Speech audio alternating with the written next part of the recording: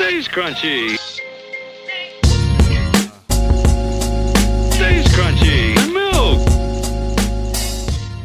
Everybody has a problematic phase. And if you don't, your uncle has never stolen your VCR before from your house. That has never happened to me before. So does it have to be your uncle and the VCR? It doesn't have like to be a family member? A family member. Okay, because I've had plenty of family members steal from me. Yeah, do fucked up shit. Yeah. Like, the uncle in the VCR is just the gateway to it. It's like, if you never had like nobody in your house, it's like, you know what, man? I could have swore I had $20 on my dresser. And like, who's never had to love somebody who's hurt them before.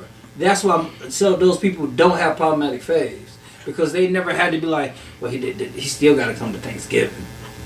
He did. We can't watch RoboCop 2 anymore. but all right, like, what did Ray J supposedly do that was problematic? I just didn't know that you liked Ray J so much. I didn't think he did anything wrong. Like, I think like in all the times I've known you, I didn't know you to be such a Ray J stan. Yeah, like he's funny. He's done so many great things. Mm-hmm. And that's like seeing him get like just like with anybody like who else do I like? Like, I can't hate on the dude. I've seen his dick. I mean, I didn't focus on it. I didn't say I focused on it. I just said it was in the shot. Why does that prevent you from hating on him per se? Because I feel that's like a terrible dick, Ray. Get it out of here. I feel like I haven't seen a lot of guys' dicks, but I know I've seen that guy. So I feel like my knowledge of this man and his life is on a higher level than it is on most other men. I mean, like, I've never seen your dick. We've slept in the beds together. But if I ever did, butt to butt, like, we're really close. But like, if I ever saw your dick, you know, it would be on a different level than it is now. We did sleep, not that I'm asking to see it. We did sleep ass to ass. But had he wanted to spoon, I would have gladly. That was a tiny fucking bed too. We're two giant men. Two big giant motherfuckers. So a queen bed didn't work that great for us. You know what I'm saying? Yeah, I mean, yes, I did. First, for it to be a porno, this probably it's supposed to be like a famous porno. It's probably the porno I've seen the least in my life. Because to call that a porno, we need to have some kind of production value, and it doesn't. Yeah, that was a home video. That was just a sex tape. Sex tape, porno. It matters. Pornography is produced. Sex tapes is motherfuckers just, you know what I'm saying, Ray J pulled out the damn flip cam and was like, we're gonna do some shit. But that's like, they're like intimate moments, like, make it a porn where they're like having coffee out on the balcony and they're on vacation. Like, it became like a cinematic adventure. Not only that, maybe I can probably tell you, I've never seen. There was more to it than just boning. There was other parts. They were on the airplane together. Really, I've only ever seen them fucking, and it's terrible fucking. No disrespect to Ray J, you know what I'm saying? You can only do so much fucking while holding the phone. That was the biggest criticism I ever heard of Ray J after all these years, was that his dick game with Kim Kardashian, that video was whack. Okay. I'm not judging. That's just what the internet was saying in the early 2000s. Two things. Ray J's gonna come for you now. He's not coming for anybody after that fight. I'm not over here talking shit about him. I'm just saying what the internet had said, not what I had said. I said I saw the dude's dick. It is. And respected him because of it. Exactly. It's not like it's first of all, there was production value to it. It's like an opening credits and all that stuff. But that's somebody who did that. They didn't put those credits on there. They had to shoot the scenes though. Yeah, just because they didn't do the video editing. I'm saying they having a good time shooting their video, right? Then somebody come up on that video, however that worked out. Went in and was like, oh, I'm going to make this into something. And One Night in Kim, whatever the fuck this shit's called. I don't know what that video's called. I'm sorry. One Night in Paris. One Night in Paris. It's One Night in Paris. It's Paris Hilton. I'm like, Paris Jackson? Nope, that can't be right. She's a child. But I hear you. Paris Jackson's like 30. Was a child. But so whatever Kim Kardashian, Kim K's, whatever, it was something like that, right? What was that shit called? I don't know. I don't think there was a name. It was just straight up. This is the sex tape. I know, but they did name it because, of course, like I said, I believe one of the pornography companies bought it. Yes. Ended up having to settle with her because she was like, "I'm about to sue you." Ray J and Kim K together was like, "We about to sue your ass." Fucking trying to put my sex tape out there, and they like, well, we ain't. You know what I'm saying, we came up on this bitch legally. Yeah, and supposedly all that is fake. Yeah. Supposedly, like, the mom sold that shit and produced everything. According to ChatGPT, the tape was titled "Kim Kardashian Superstar." Oh. Why are we asking ChatGPT as opposed to just Google? I need to know. Because it was on the home screen of my phone. Back to the topic of a sex tape versus porno, though. Why else would you film a sex tape other than to be your own porn star? No. So, people, I figure people got their own little, they want to move how they want to move. You know what I'm saying? That's for them. That's for them. You know what I'm saying? They got, like, maybe let's go watch a week. And then, it can lead to other things. Who knows? I remember when I came in your Whereas I would argue, I'm not saying I'm right. Pornography is for the masses. And therefore, it is shot and made for them. It is, you know what I'm saying? There's legalities and stuff involved. I'm sure, you know what I'm saying? There's a lot going on there in production, stuff like, you know what I'm saying? Depending on the state you're in, you got to wear a condom. So, you know what I'm saying? It's just rules that govern the production of pornography. What's the law in Ohio? I have no idea. Do I have to try to be wearing condoms? You have to show your driver's license before you put the condom on. But like I said, when you just you bone it down, you know what I'm saying? You pull a phone out. Boning down. It's just boning down. You happen to pull the phone out, So that's where it's at. I feel like there's production and staff and a director. There's usually a director of photography. There's grips and shit. You know what I'm saying? Grips. It just sounds like you're not a big fan of indie productions. I just don't like porn. I like, you know what I'm saying? I'm like you said, You don't like it gritty and raw? No, that's the point. I do like it gritty and raw in that I like just amateur shit. And it's always been that way. Not always, but it's been that way since I was like, wait a minute. People on the internet is fucking, just on the internet fucking? There was this, Can you chat GPT what's the definition of pornography? We can Google that too. I mean, because again, you do not have to be, you know what I'm saying, draining our resources to fucking use that. I just feel like that's still just porn. Like, it's just like all one encompassing, like. No, we all look at it as pornographic. But pornography is produced, I feel, and I feel like people. There's like a ton of different types of cookies. Yeah. Like, you got like ginger snap. And of course, there are some that are produced in a bakery, which is how pornography is. And then there are some that is made at the crib. You know what I'm saying? Your homemade cookies is not the same as the bakery goods. I want your mama's cookies. I want those amateur cookies.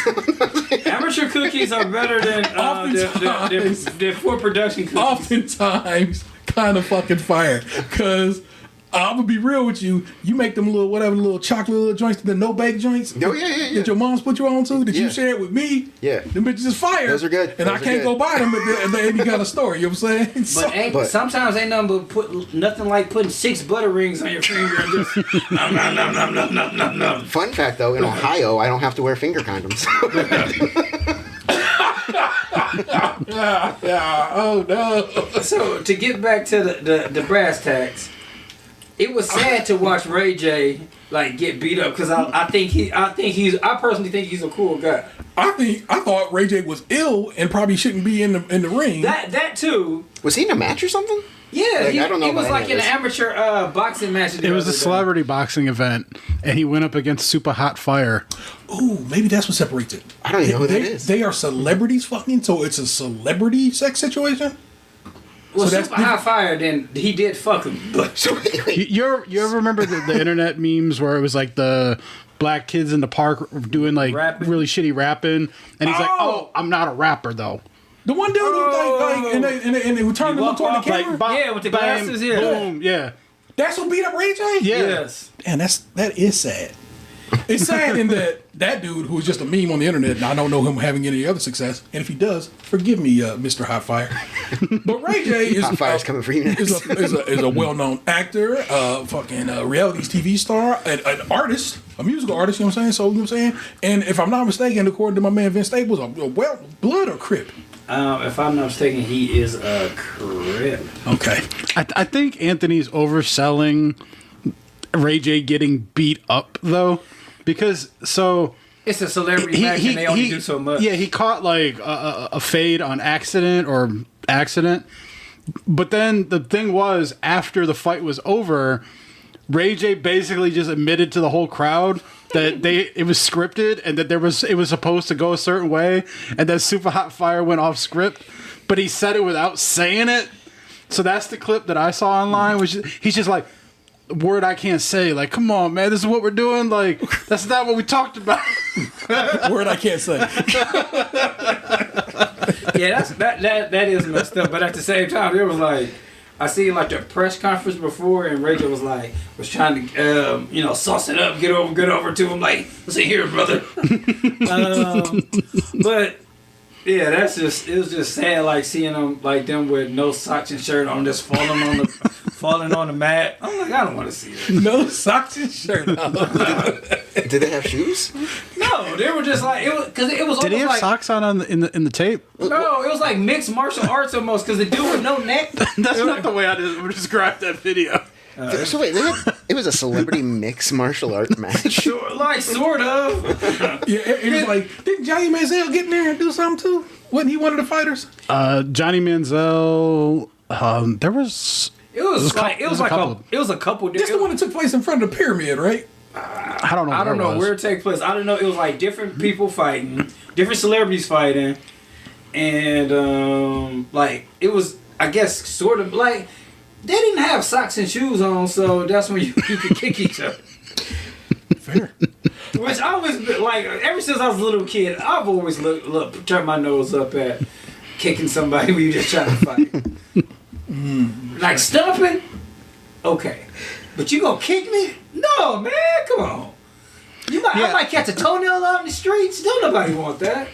I love how we've taken such a turn in society that we started with like VH1 having all the like old time celebrities that are like, hey, let's go live in this house together. And now we're just like, hey, let's just have them fucking fight each other. Yeah, but to be fair, they all fought each other in those shows. You're right. You're right.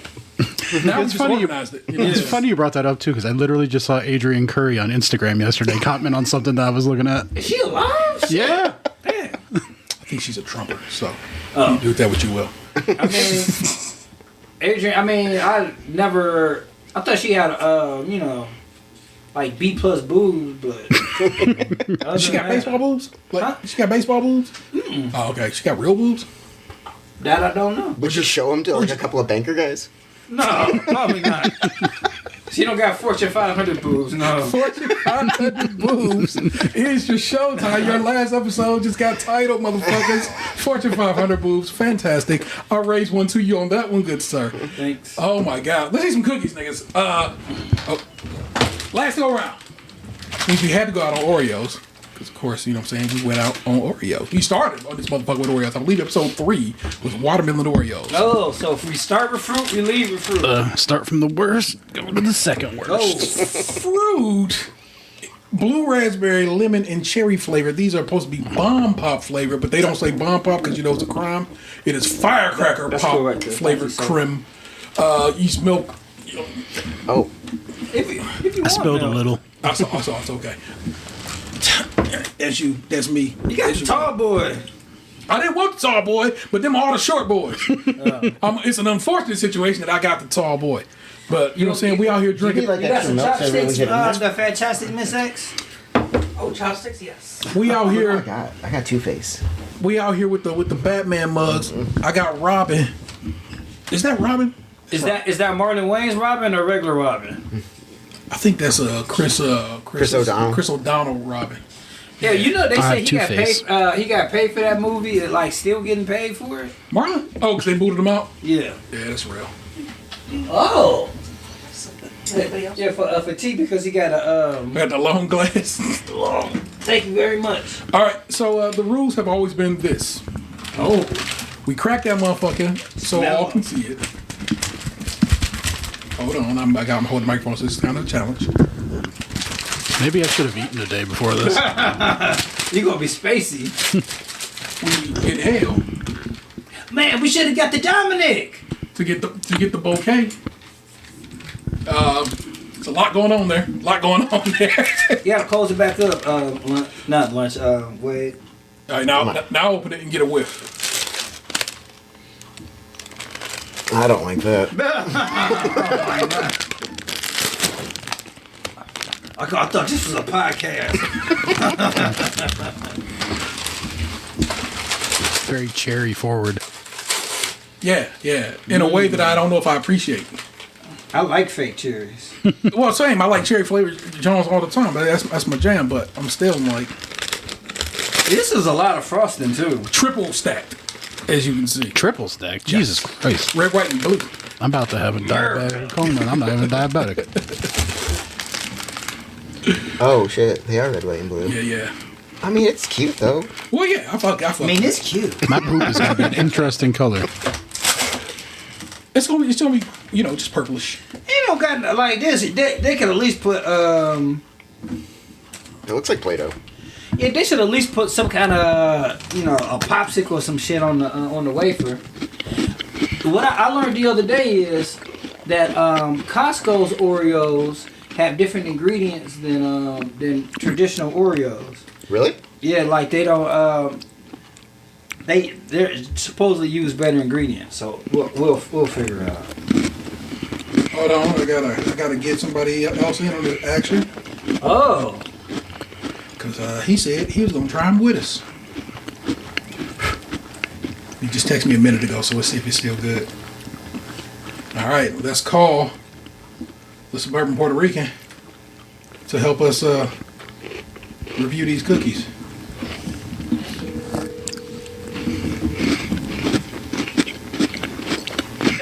Hey, yo, can you hear us? Yeah, I'm ready. Shoot. Are you guys recording right now or are you on the air? Yeah, recording right now, live on the internet for all to see. So, Oops. I didn't want to open up like an amateur here. Nah, you're good. We're everybody, you can hear people. Well, maybe you can't hear because I can hear because they're in my ears. They're on the microphone eating the cookies. I have just gotten to my first one.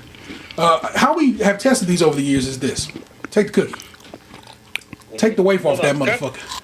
Give me a second. You're good. I'm talking to the crowd, not for you per se. We tried just the cream.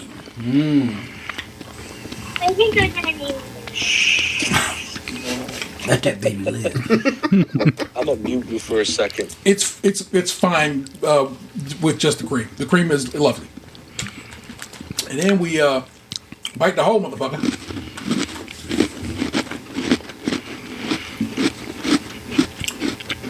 Which is also kind of lovely. Tastes like Giant Eagle frosting. That's a good call. Then dip that hoe in milk. The amount of times I've said that. All right, so I'm busting open my packet right now. Hold on. I'm still chatting. Hold on. I'll let you go right here. Let me just get this in my mouth. All right, go ahead, Young G. Tell the folk what's up. Well, I'm smelling it. I always smell mine first. Same, Mr. Rule. Hey, by the way, this is Gabe. Mr. SKiM Podfather knows me as the RV Puerto Rican, the suburban Puerto Rican, all sorts of nicknames, just like the devil. No. It's worse than Beelzebub. I just tried the cream. It's not bad. No, It's strong. It's sweet. it's present. It is. That it is. I gotta say something. If you can't be good as an Oreo, be interesting. A I statement. think that's a rule of thumb for all life. Like if you can't be red, white, and blue, at least wipe your ass, right? Right. All right. Look, first of all, kudos for going with vanilla instead of chocolate. That would have been terrible. Yes. Yeah. We're gonna. I'll ask you a point I want to discuss later. So, but worry not. Where they kind of basically ruined a particular amazing flavor by trying to mix it a second time and put that bitch in a chocolate cookie. Disgusting. And that I think about might be the worst one. And I actually wrote what I thought was the worst one in my notes here, but I reconsider that now. So we'll get around to that when I read this. Are we gonna all say which ones we thought was the worst? Since it's I figure once I get through all this, the floor is over. We're gonna hit this bitch running. But for right now, that's a fine Oreo. Not a great Oreo. Right. A fine Oreo. I think it's the memorable. best Oreo I've had this year. How many Oreos you done had here in 2026, my nigga? I had those Dr. Doom ones Yeah. and the Hulk ones and these. I had the s'mores ones. You had s'mores before though. I know, but that's all I've eaten in 2026. So I'm just answering your Are you question. agreeing that this is the best that you've had in 2026 as well? Yeah. Oh, fascinating. I mean, I only This had isn't two bad. options. It was one or the other. It's either the left or the right. Yeah. You gotta I'm taste not it or you're down not. What'd you say, Gabby? I'm about to have the milk one. Okay.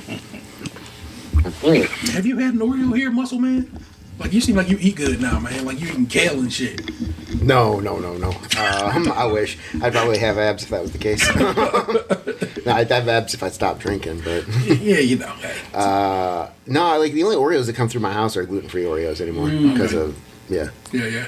All right, well, what's your opinion on this one? Oh, man, I fucking loved that. I hated the smell, but I loved the taste. Yeah, the smell was really kind of off-putting, wasn't That's it? what I was gonna say. The smell overpowered it, but then the taste was fine. Yeah. So, how are the gluten-free Oreos? I've never had one. Oh, I think they're great. Okay. I honestly cannot tell the difference between a gluten-free Oreo and a non-gluten-free Oreo. Fair. How, just in general, because I'm saying you have to live the gluten-free life. Yeah. Do you find it challenging, or you're like, Yeah. no, this what has you off about gluten-freenism? I like bread. I mean, who? I like toast. That's not a thing in my life. Yes. Oh, you'd have to have like a separate toaster, wouldn't you? We do. We do have some things that are not gluten free in the household right now, but I keep them completely separate and away from the kitchen and in like their own like prepackaged area. Okay. Mostly just for the boys' like lunches and shit, just because shit's expensive. Yeah. But no, mostly everything is gluten free, and like the way we eat now is all mostly protein, vegetable, rice, and like that's it. Fair. So who's gluten-free? As a man who loves sandwiches, I empathize, man. I love sandwiches, but I can get them at work. You know, I can go order a sandwich. It's not a big deal. The boys are gluten-free? My daughter's got celiac disease now. Oh, okay. So we have to just completely get rid of the gluten in the house, or I mean, not that. I mean, it sucks that that happened for her, but it's good that you guys are working it out. Like I was telling you guys before, my youngest son is allergic to strawberries and oranges, and you would be like every fucking snack is like either strawberry or vanilla or chocolate, and like strawberries are everywhere. We were at the mall the other day. Oh, you want this drink? And he wanted it super bad. He was reaching for it. I thought it was something else and it was strawberry. I was like, man, I've been in trouble. Man, that sucks. that's why I work. Yeah, strawberries are every fucking where. All right, Gabe, your thoughts on this cookie? It is a fine cookie. Each way was good. This isn't the best, of course. That's far from the best, but this is a solid 7 out of 10. That's not how the numbers work. That's out of 5. Do it again. All right, yes, let's do that again. 3.5 out of 7. Is this the best Oreo you had this year, Gabe? I said 3.5 out of shit. Out of 5. I'm out of practice. You're good. Oh, hold on. Is this the best Oreo you had here in 2026? No. But it's pretty solid. What is the best Oreo you had this year? I'm going to go with 3. I'm going to knock it down a half. Because, you know why? Because it says firecracker pop. I expected pop candy. They've done that before. They didn't do it this time. No. See, this is meant to be a bomb pop. It's just meant to be a popsicle flavor. So bad naming. Well, the Firecracker brand is a completely separate section of the Bomb Pop. It's not. There's Bomb Pops and then there's Firecracker. The skinny ones is the Firecracker. Word life. Yeah. I'm with Gabe on this though. I thought there was going to be like Pop Rocks in it. It would have been nice. I was expecting pop on the Pop Oreos. I was Thank not, you. but that is because I read the labels, so I was not expecting this at all. So it's all I mean, to be honest, I've been to Giant Eagle one time and never seen a Giant Eagle, and it pisses me off every time. I haven't even seen small eagles. Gotta read the labels. No. It's a big old giant ass eagle at the zoo. We see it all the time. No, I'm talking about when I go to Giant Eagle. Oh, you like to see one? They used to have that one that walked around like the little mascot. Yeah, that's probably on the weekend. Well, On the Tuesday. we all know why they stopped that. It just makes me laugh. I'm sorry, that's so stupid. Let me not get started on going to Blimpies. So, oh my god, yep. And your thoughts on this Oreo, please, sir, in your review? Best Oreo I had this year? Probably, like I said, I had a stale Oreo the other day because it was only one left in the pack, and I'm like, this is taking up room in the pantry. And I need to make room for other stuff. That's how I am when I open the fridge. I'm like, this food's taking up space in here. I need to eat this to get it out of here. Yeah. Well, you meant number 1 through 5. 1 through 5, I will give it a spectacular 3.75. Fair enough. Box. 3.5. It's fine. It smells worse than it tastes. The frosting had like a very strong back end when you hit the cherry one. You can still taste it. It is on the back of my it's tongue lingering. right now, and I stopped eating them a while ago. Yeah, but it's not like that bad. So. I don't know if it's been about 6 minutes. I just think it's present, not bad. You know what? I'm gonna change my score. That bitch a 3 because I am still tasting it now. Like you brought it up, and I'm like, oh yeah, that's that taste in my mouth that shouldn't be there. I think I would have been a hard sell on this anyway because I think popsicles suck, and so like it wouldn't have been my go-to regardless. They're the worst dessert. Yeah, Popsicles are the worst dessert, but at the same time, like. Is an Edie bar considered like a popsicle, or is that like a frozen? It's a frozen dairy. Yeah. No, the fruit ones. Oh yeah, the little frozen. It's a popsicle. like if we were going to the ice cream truck back in the day as a kid, I would have gotten like an ice cream bar, like a WWE bar or WWF bar or something like that. Like that would have been my jam, like a fucking rocket pop or whatever. Like I wouldn't have wanted that shit. I do fuck with You know what fudge pops, popsicles though. for? I'm sorry, what? Your kid's got a sore throat. Oh yeah, that is basically popsicles only stab. They for like when you're feeling bad or it's real hot outside. You go sit on the porch and eat that popsicle. I'm feeling bad. Let me. And you let the juice drip if you see an ant and try to feed them. Just me? What? Just me? Okay. Yeah. I'm feeling bad. Let me deep throat this. Interesting way of saying murder. No. You wouldn't drip it on the ant. You drip it so that, like, if you see an ant, you drip it near them so they'd be like, look, I'm sticky. Help me. like, just go over there and eat a little of that. You know what I'm This saying? giant is killing me. Martha. Fucking over here, kid. like Lenny with the rabbit, petting it too hard, snapping its neck. I'm never trying to. Okay, I am of the opinion that I probably could never murder somebody. I can't even kill bugs. You know what I'm saying? So I just. Little did you know. Well, no, because I know ants would eat sweets. So it's like basically, I'm saying make a little puddle. Like there you go, you guys can come over here and eat this puddle. That's all I was trying to do. I wasn't trying to rain on them. I tried to rain near them so they'd be like, "Oh shit, I smell some sweets over there." Rain fire. Waiters, man, what'd you think of the Oreo? You gotta give me a review. I am a sheltered man on an Oreo scale right now, so keep that in mind when I say this. I was gonna give that a 4. I like this. Oh. I like when a snack is almost too sweet to where I can be like, I have one, I'm good. Yeah. I don't need any more. But if it's not sweet enough, I'm pounding that shit. Yeah. You know. Yeah. So, but you're right. I still taste it, and I did not think about it until I. Yeah, that shit is present. Yeah, it's still there. But it's I guess it's a 5 before and a 3 after. Like like instant. It's like what you call it after you come again?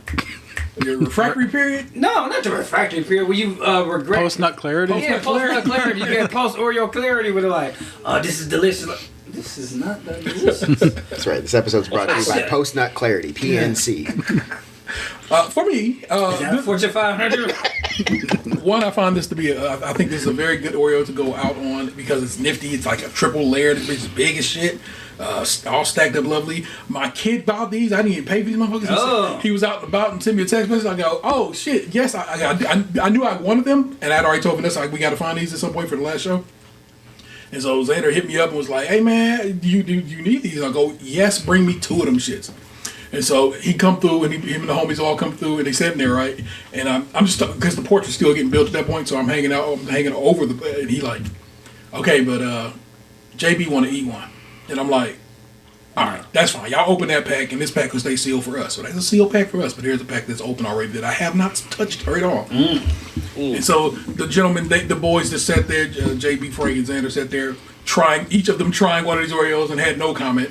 So I can't call it. Don't know what they call it. We failed the youth. It's all good. For me, I too was going to give it a 4. I think it's an excellent representation of what I like. Oreo's doing something nifty. It's new. It's not them bringing back a flavor and like, look, we brought back cookies and whatever. The cookie dough that tasted like coffee. It's gross. I hated that. And so I think it's very nice. I think it's very unique. I think it's tasty. That cherry is right now, I'm telling you right now, on the back of my tongue like a motherfucker. Yeah. It's just there. It's dying, but it's still there. for me too. I can't get rid of it. I have drank milk and tea, and neither of those things have rinsed it away. So I'm gonna let you know right now, the flavor is very present. I tell you to go ahead and take the serving size of, I believe, 2 Oreos, and stop there. I got 2 comments I want to make about these Oreos real quick. One thing that I'm really enjoying is that they layered the cream since they're all different colors. Yeah. And they didn't just put one mass on there, almost making it a little bit softer for the cream. Yep. The second thing is I bet that shit would be delicious in bourbon. In bourbon? Oh yeah, dip that in bourbon. Ooh. That's the thing me and Box have done before. We have dipped a cookie in bourbon, and so that has occurred. Is bourbon smoky? Some can be. bourbons, it did not work that well, but it was. I think The 4th of July beer, you get a smoky cookie? I bring it up just because my personal favorite, Angel's Envy. I make a mean Manhattan out of it, and that's a very cherry flavor. we went to Angel's Envy and hung out in there. I never opened that bottle. That Tawny port. Yeah, Yeah, that's still in my house. Like I think that thing's worth like $1,000 now. love that. Oh shit! It was a good time. If you ever get a chance, head down to Louisville. Go visit a couple of the distilleries. I'm currently planning a trip down to the Bourbon Trail right now. It's a good time to be had there. Gabriel, Yes. thank you so very much for joining us. I know you got to get on a mission. But I want to say a few things before I go. Oh no, I was ready for that. So please, the microphone is yours. Thank you. Thank you guys for all the years of fun. Whether I was listening, whether I was on, I had a blast. I loved having an audience for my jokes. I'm going to miss having an outlet. I told a few jokes this morning and none of them landed. They were solid. My family couldn't give a fuck. But I love them. This is a quick aside to something that me and Gabe was talking about. I was officially voted the funniest person in the house. So, it didn't go over well with my lady, but boys like, oh yeah, Dad's funnier. So, But thank you so much, guys. This is not goodbye to any of you. I'd like to stay in touch, of course, but I'm going to miss SKiM a great deal. Very good. Respect to it, man. Love you. I will talk to you. We'll talk to you probably in just a little bit to find out what y'all guys did on your adventures today. So it is all to the good. I'll talk to you here shortly. All right. Bye, Take care, guys. Love you. Love you too. Bye, Gabe. Bye. Bye. All right. Cool. There we go. The Bourbon Puerto Rican one more time. Bourbon Puerto Rican. Oh, suburban. Bourbon's on the brain. We don't want to go with the other half of that and go sub Puerto Rican. All right. That all having been said, remember saying, I'm gonna rap to you. These lyrics are very specific because these gentlemen have heard me say these things over and over again, just walking around. And I was like, oh yeah, them got to be the ones I go out on. So. Whatever. Also, I pulled the vital out so y'all guys can see the source of this information. So, oh shit, did I not print my? Oh no, it put it on the back. I told that printer, I said one side only, motherfucker. But here, look at it, just disrespecting me. I'm from a place where fish was made. Corduroy belly sporting those Rakim K's. Rakim Kane. High self-esteem promised me a moment in life just to wreck y'all lames. Throw the tech to your brain. Putting the best to shame. This is Theodore. Best to tuck those danger-danes. See me coming. Blah. Start running and blah, blah. Hey, yo. Blah, blah. Who them fly niggas when we walk through the party?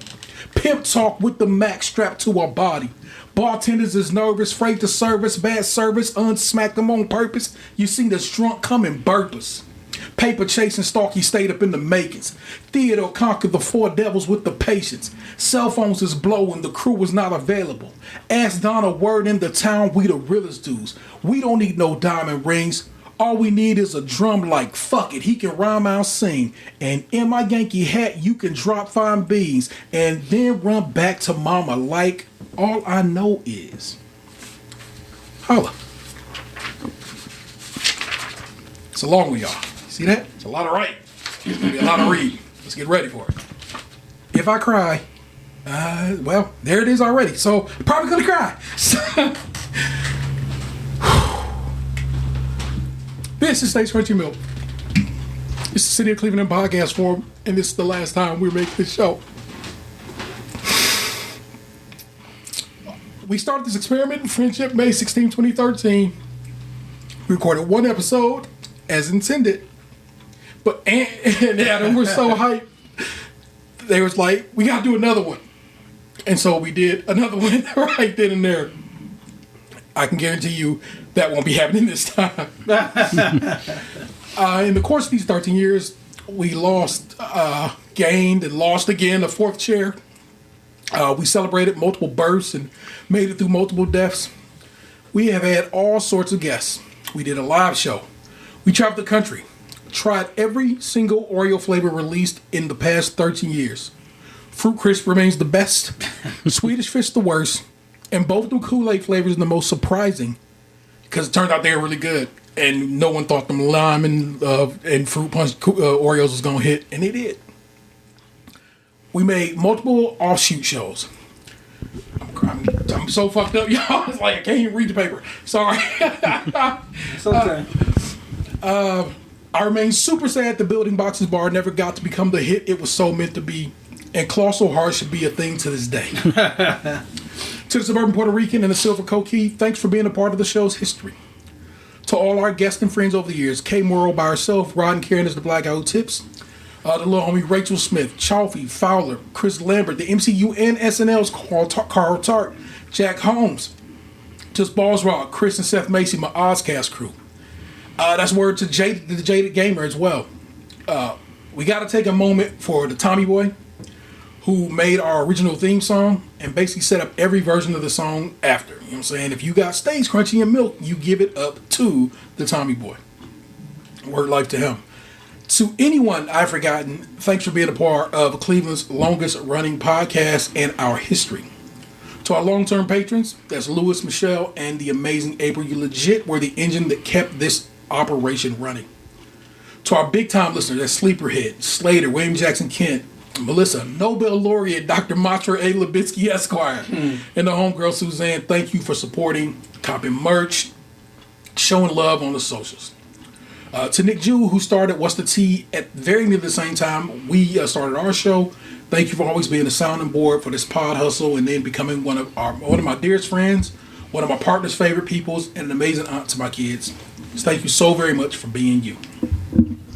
Speaking of which, to my kids, who always kept quiet and didn't interrupt at home records until they were allowed to. And then at least one time, because it became the cause of a recording having to end because I had to go rescue Xander off the highway. To my amazing partner, the fabulous Miss X Vanessa, who is the reason the show exists. Because one, she was for a stretch responsible for running the record sessions and taught me how to use various editing software and programs. And put me on the Am I the Asshole way before the rest of the internet was on. Thank you so much for your patience, understanding, and kindness. To you, Mr. Wade, thank you for being here to say goodbye to your ideal and for your friendship. I love you. Very much. To Aunt and Ned, thank you for being the best friends a guy can have. For supporting me and mine through the best and worst of times. For rarely, if ever, shooting down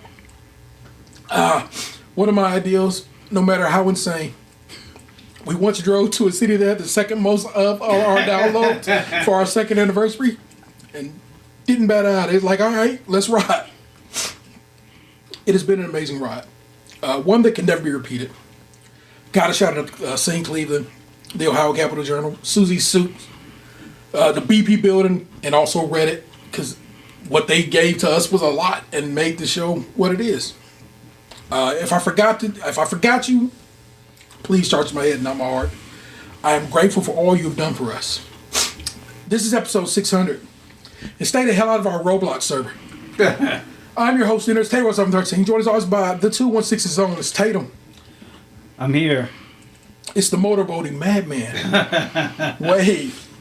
Wild Adam Wade. I haven't heard those names in years. And of course, it's the Right Reverend Lunchbox 2099. Don't cry because it's over. Smile because it happened. I'm fucked up. I can't help but cry. But luckily, I was talking to them, not to you. luckily, You can bawl your eyes. I don't care. we're not. Of course, we're not gonna do your news. Not do anything. I don't even really have to do segments. You can have a segment if you want a segment. if you want a segment, That's appreciated. I'll make you a whole piece of art for it. Because we all have our own little videos for our segments. And I guess I have to put them in this last go round. So fine, and only because it's the last time I get to say it. First up, as always, is Tatum. The reins of this is yours.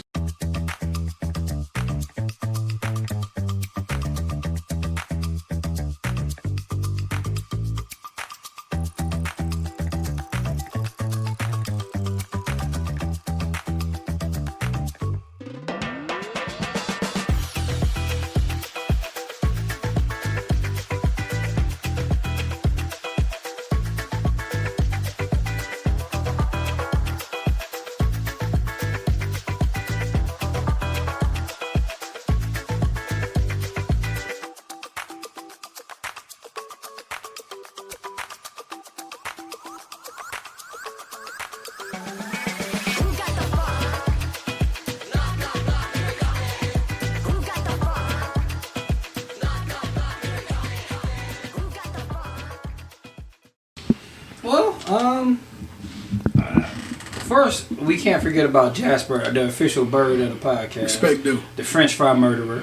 I mean, we've had so many good. Smokey the Podcat. Yeah. We have so many good times doing this show. Like, it doesn't feel like it's been 13 years. I remember that day really, really clearly. Like, the furniture has moved around. You guys are over here. We're over here. Mm-hmm. The flip.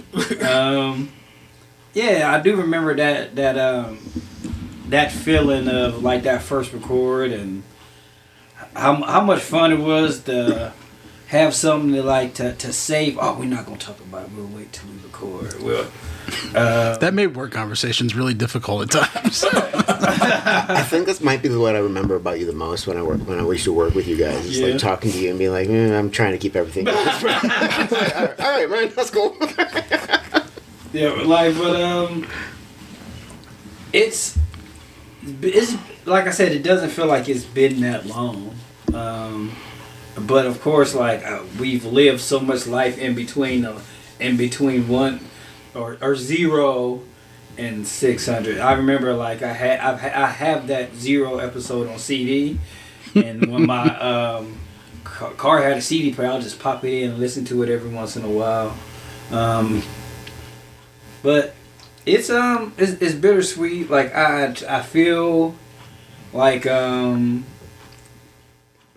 mean, I feel like I'm not going to try to make this about me, but like I feel like not this that was my fault that it's ending, but it's like I've been going through so many different things. It was kind of like I wish I could have been a better I wish I was just in a better place, because I mean we're not young anymore, but I feel like we still had so much to give, but at the same time it's like all good things have to come to an end. All things like deserves growth. And I feel like T found like through something that we loved, he found another outlet because he loves producing. As much as he talks about he loves amateur porno, he doesn't like amateur podcasts. It's wild. How can he be on one end of the spectrum and like here like That's a full spectrum. yeah. I just feel like I'm glad that I have a time capsule that like through good and bad, like that, like one day like my boys be like, if I want to know more about my dad, I can find out more about him, and if like there's somebody else there that I don't know that knows a lot of shit about me. Like, it's somebody out there like, oh yeah. But whatever the subject matter is, it's like, there's 13 years worth of my life out there on the internet. Yeah. And I'm gonna miss having these conversations with my friends, like, because like we don't get to talk that much anymore, and I don't get to see that. I'm so mad you didn't wear that cast shirt today. What? I'm so mad you didn't wear your cast hoodie today. Oh, I'm sorry. I can tell you I didn't wear it because I need to wash it. That's fine, but like seeing that If I would have known, I would have stunk for you. seeing that sweatshirt was a comforting thing from week to week, and I mean not every week, but and you know, seeing T wear a SKiM shirt, or it's like having that hour afterwards when we got down talking. It's already fucking midnight, like, and we talk about whatever we were talking about, or hurry up to let's eat our lunch real quick, and then we'll record. And seeing that lady like with her legs crossed on the table, like quietly laughing while she read her book. Like it was like so many different little things. Like I don't feel like, I mean, I know everybody doesn't have like this kind of thing in their life where they can go. Well, I guess I don't know people, but we had this. Yeah. We had this in our life when we had an opportunity to just talk to the people that mattered in your life, and we decided to share it in the gift for the internet. Yeah.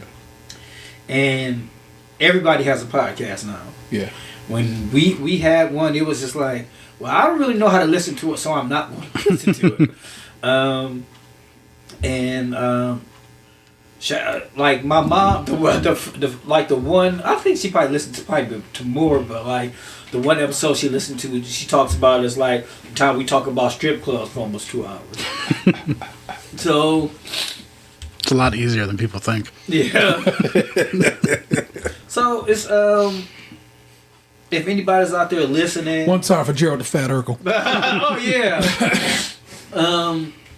Which it was funny, like after we talked about that, we just seen him. We start seeing him more downtown. And I didn't know that nigga. 'Cause I remember that's that story. But he's like, oh shit, there go Gerald. And we don't know if that dude's name is Gerald. His name is not Gerald. We named him. If his name is Gerald, That'd be the most perfect thing in the world.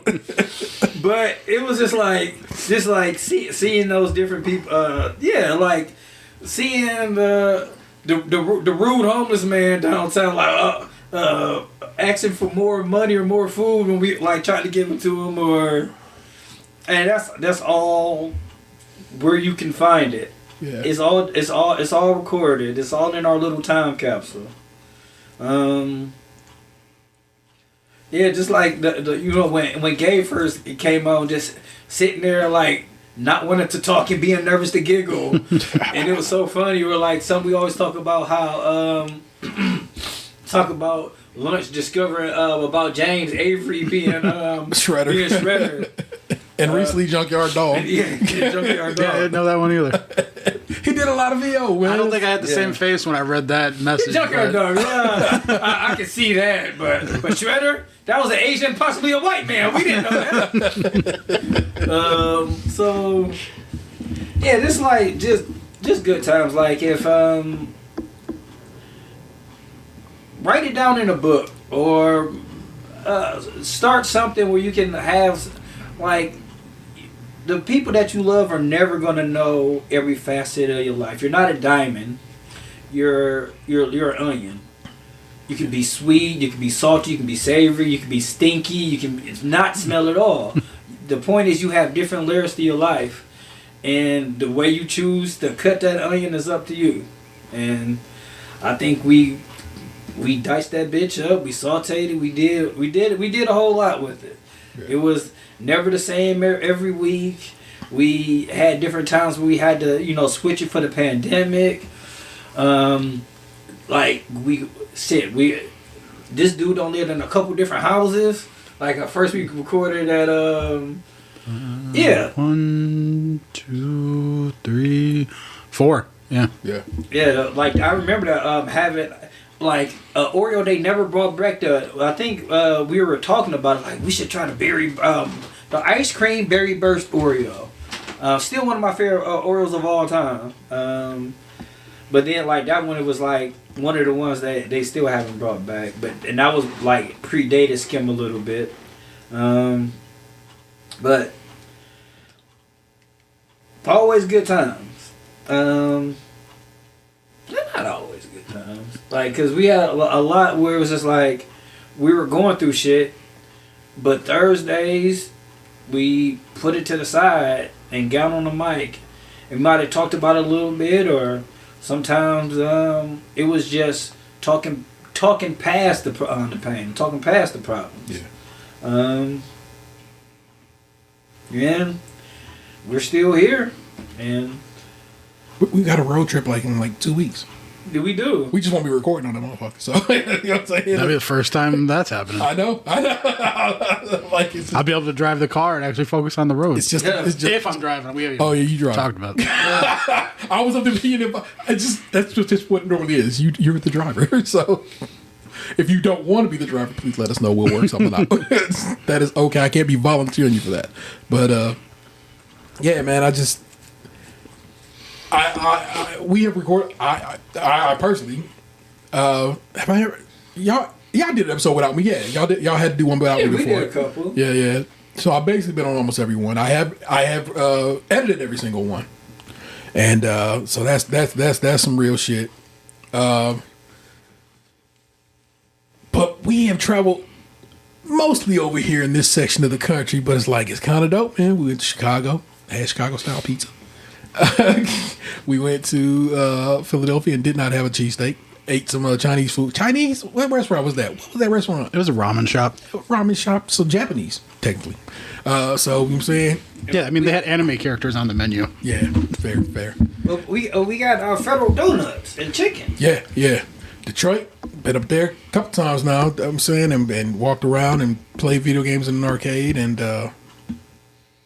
yeah. Watched possibly Pimps and Hoes. Stayed at an Airbnb house where it was like one of 3 houses on the entire street. Yeah. That's a weird vibe. Found Weed pipe?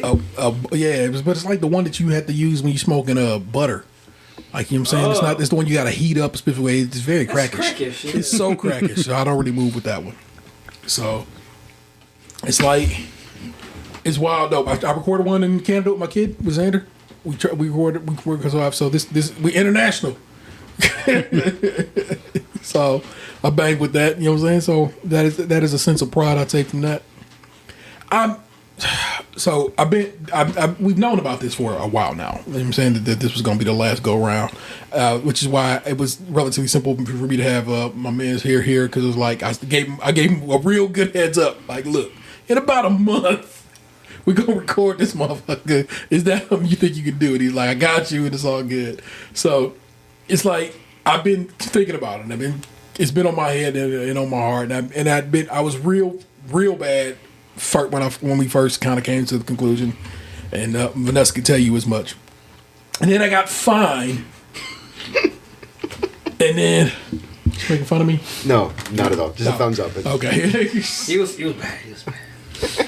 And then I got bad again today. So here we are. I got through the blackout tips last week to hustle all of KP, and Karen asked you how do I feel about wrapping up a show, and because I talked about bringing this one to a close, bringing this plane in, and she was like, she asked me how I felt about it, and I was like, I think I'm okay with it. I think I've come to terms with it. When I did $5.99 with Gabe, I found myself getting close to saying, but we can always just come back and do. And I'm like, no, it's okay to say. Throwing out the Jordan with the 4.5. It's okay to say this is done. It has been a hell of an adventure. And I don't know, man. I dig it. I dig that so much of our life has been lived in this time, this stretch of our lives. You know what I'm saying, and it's okay to be like, there, we did that. Most people start a podcast and they go like a few weeks. Go look it up. There's statistics out there. We went 13 years. This is our 600th episode, which means there's probably more out there. 'Cause definitely we done lost an episode or two. Yeah, multiple. Yeah. We got side shows we've done. So there's those sprinkled in that motherfucker too. We tried, if you don't know that, we tried. It was our Patreon only show.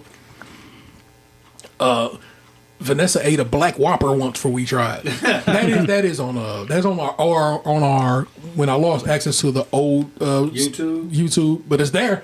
You can go look it up. Go watch Vanessa eat a black Whopper. I feel that show every time I eat a Kit Kat. Hell yeah! Because A couple weeks ago, like when I was at Jungle Gyms down in Cincinnati, yeah. I was looking at like the international foods, and I was like, oh, we could. Oh yeah. The Kit Kat game is to be respected. Tariffs. Respected. Well, at some point, I'm gonna just slide up north and bring me some Kit Kat home. So it's all to the good there. It's dope. I like it. My man has had 2 kids. My man has had 3 kids. Still 0. Proud of you. That you know of. Kept it to myself. Like 4 cats. And plus some bonus cats. People's other folks' cats. There have been cats, yes. Yes, yeah. So, Homeownership. Rest in peace to the ones gone, and big ups to the ones here. He took out his earrings and stuff, and oh yeah. There are times where like I forget that I had pierced ears. I mean, technically they're still pierced, but yeah, I haven't worn earrings in like 12 years, something like that. When you took them out, did you think that was it? That's the last time I'm rocking these hoes? It's funny when like with life, you don't really realize something is the last time in the moment. Yeah. And then you like years later, you go, oh shit, that's the last time that I ever did that, or because it wasn't like I planned for it necessarily. I just got kind of tired of it. Yeah. And it was just that day, cold turkey. Was you a hoop man? now he had the. You're a I stud had man. studs. I had a Okay. stud in my lobe and in my cartilage up top. Yeah. She's a chunky ass diamond I think that's everybody's like when you get a certain past a certain amount of money, it's like I gotta throw it.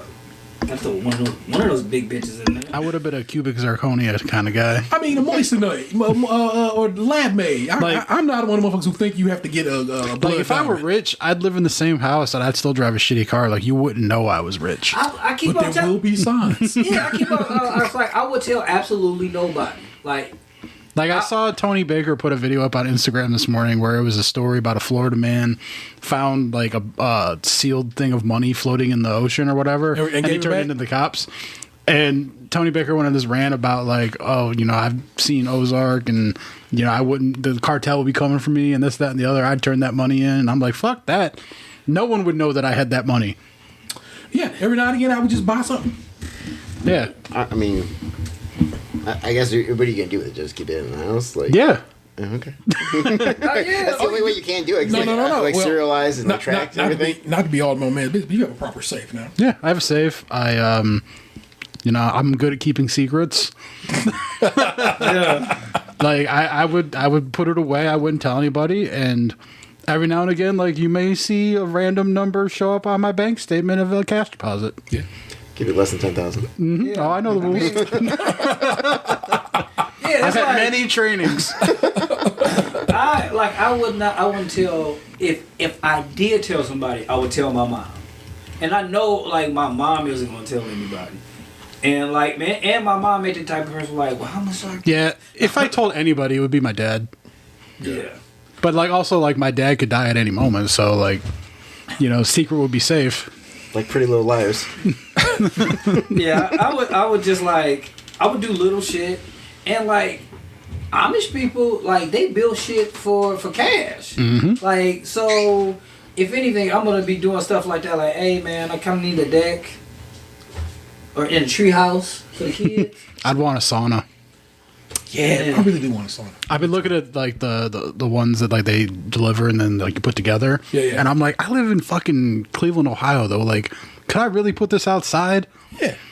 But I would argue, one, point a camera at that motherfucker. I think cameras should be everywhere. I'm that guy do for your privacy, you know what I'm saying? For the amateurs. Yeah, wrong on that either. If you got something going on in the sauna, my guy, you want to, anyway. So it's like, Yeah, man, just post that bad boy in the right position. Nice little. So it's got to have it elevated so the wood's not getting wet or anything. You know what I'm saying? Yeah, but like in like January, do I really want to go outside in 0-degree weather to go to my backyard to find 2 deer sitting outside my sauna? I think you'd love it. I think you'd be like, oh my god, I got to get that, and then you get a little cold plunge as you go back into the house. I think it'd be fantastic. Get hypothermia from the fucking sauna to the door. No. You know, we good. We all right with that, man. So Yeah, like I've always found it. Well, is it Warren Buffett like that? He still has the same house. Like no matter like how much money he's made, he's never moved or anything like that. I think you're right. Yeah, I always thought that was interesting. Like, I mean, Genius ain't gonna listen. It don't matter now. I like our old house. I was like, I feel like if I was like to get some more money, I would buy our old house back. And then or be like, and just one day be like, hey, you want to go? It'll be fun. You want to go see our old house? And then we go there and I open up the door and like change everything back to what it was. 'Cause these people don't did all sorts of shit to our house. fix that shit. Like this is what it's supposed to be. But like, yeah, they did a lot of lawn stuff. Yeah. It's like some gnomes out in that motherfucker. They got like lights and stuff like that. What I guess I mean if we were still like if I was actively recording at that time, it's been a bunch of times I had to go steal stuff off my old porch. Oh, like Amazon packages or something? Yeah, because like I have bought our middle son some shoes. I bought him 2 pairs of shoes. And if you don't cancel a Nike order within a half an hour, they don't cancel it. A half an hour is a small ass window, like when it comes to it. And I'm like, oh shit, I forgot to change the address. Like, ain't nothing we can do about it. I call UPS. Oh yeah, we got you, man. Like, you can change it before it even gets there. Yeah. Oh shit, we can't change it. And it was like every day just waiting like to call somebody like, hey, what can we do to make sure this doesn't get there? I don't live there anymore. Oh, you can do this and you can do that. I got a delivery thing. Like, oh shit, it's not on my front porch here. So you know where it's at. I had to hustle. Like, I stopped what I was doing right away. Luckily, we have that type of job where I can stop what I'm doing. Yeah. Yes, it was like the most intense 4-minute drive I've ever had in my life. Oh shit! And then like Herman grabbed it off the porch. Yoink. Did you ever meet the people who bought your old house? Yes. So like you could knock on the door and be like, "Hey, it's me." I did. I tried to this because like I said, I ordered that day. Ordered 3 pairs of shoes. I bought 2 pair for him and 1 pair for me. So I had to do this multiple times in this short window. Like the first time, I got pulled up, I knocked on the door, I waited. Like they got cameras and shit out there now. Like that shit was pretty much out of the country. I don't know. I mean, people love cameras. Yeah. But I went out there, like I knocked on the door, waited patiently, like nobody came to the door. And because what triggered this to begin with is I bought a different pair of shoes, and it had been weeks. I'm like, what happened? I was just thinking, like, because Zappos never sent me no email back, and I was just thinking, oh, this shit taking a while. And then I went to the actual website, and I'm like, man, we delivered that shit 2 weeks ago. And then I knocked on the door like, hey, man, where are my shoes? And they, like, nobody ever, like, called, or, like, they could have called our realtor or anything, like, to be like, hey, y'all got some shit here. Now, and I was like, man, I can't let this happen again. So it was just, like, intense. So I had to do that 3 more times, go, like, porch pirate my shit off there. But, and, yeah, they got, like, lights and gnomes and stuff. Have you now updated all your addresses? Oh, yeah. Like, that wasn't going to happen no more. Very good. And they smoke on the front porch. Like, that definitely wasn't our vibe. Yeah. Like, they had, like, the cigarettes and shit out there. And I'm like, this isn't our house. What y'all doing here? I had that exact same situation happen to me about 3 weeks ago. Oh, no. About 3 packages going to their old address. I just called the postmaster at Berea, and they're like, "Yeah, hold on, let me get the guy on the phone." See, I wish it was like the USPS don't play, but it was UPS. Like, And all they do is play. yeah, all they do is play. I'm like, man, I'm wearing shorts. Get it together. I was impressed with the responsiveness of the USPS. Yeah. Because I had a package that came into the downtown distribution center from Florida, and it said it was delivered, but like it never showed up in my house. And like I work from home, like it was like a weird time because my mail usually comes between like 5 and 7 p.m., but it was like 12:30 in the afternoon, and I'm like, how the fuck was this delivered? Like it was just on the truck a half hour ago downtown, and it made it here. I'm like, that's not right. So I waited a couple days thinking like maybe someone accidentally scanned it and like was gonna drop it off, and it never showed up. So I put in like a ticket, and like they got back to me the next day and told me that what happened was that it had gotten scanned at the distribution center, but they processed the snapshots for Progressive down there, and somehow it got put in with the fucking delivery to Progressive. So they had to wait for Progressive to go through the mail and then send it back before they could bring it back to me. So I waited like a week, and it eventually showed up, but like the guy from the post office called me like 4 times with updates. One, always put some respect on USPS's name because they really do all the bullshit you've been hearing about over years. The do rain, sleet bullshit. They do that. That's real. Yeah. The worst of weather, my mail shows up. My letter carrier is a mean lady, but she be here. You know what I'm saying? She be present. Yeah.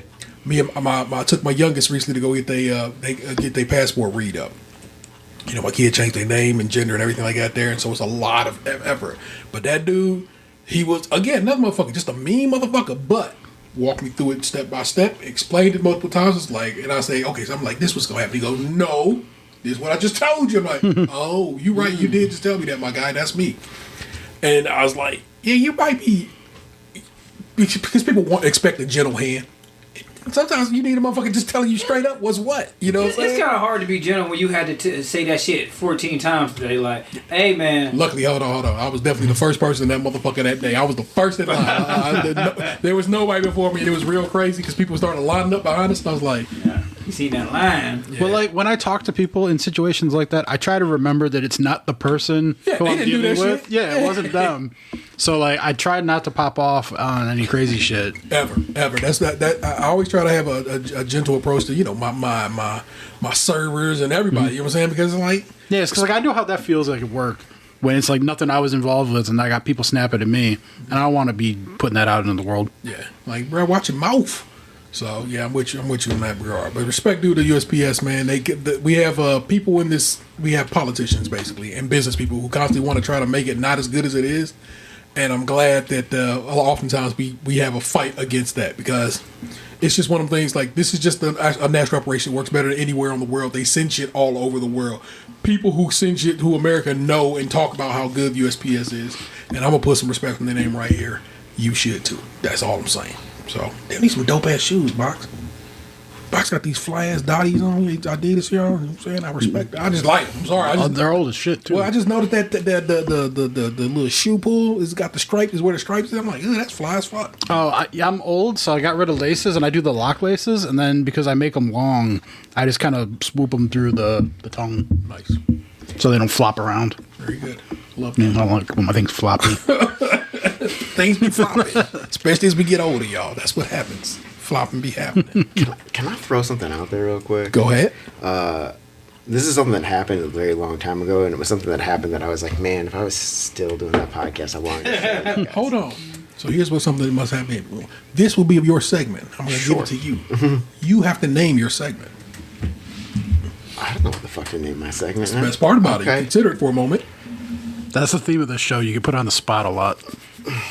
I tried to give you a heads up for once. Just go around. You gave me a heads up on some things, not all things. Well, no, I'm saying for this week. That's all. All right, we'll call it Stop Giving Your DNA. I got. I got.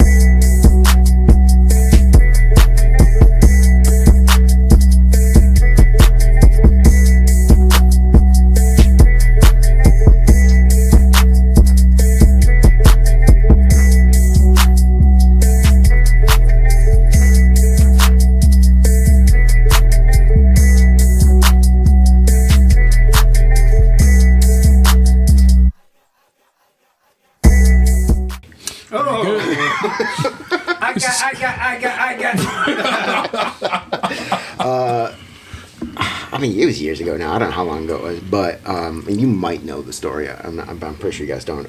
I found out that I have an extra brother. Oh. Uncle went out, had a DNA test done, and there were some individuals' names on there that was less than people that were kind of known about. And I'll go ahead and backtrack right there with. There's a story about my father a long ass fucking time ago, because he was a hoe, but He get it from his daddy, y'all. I was thinking it. You said it.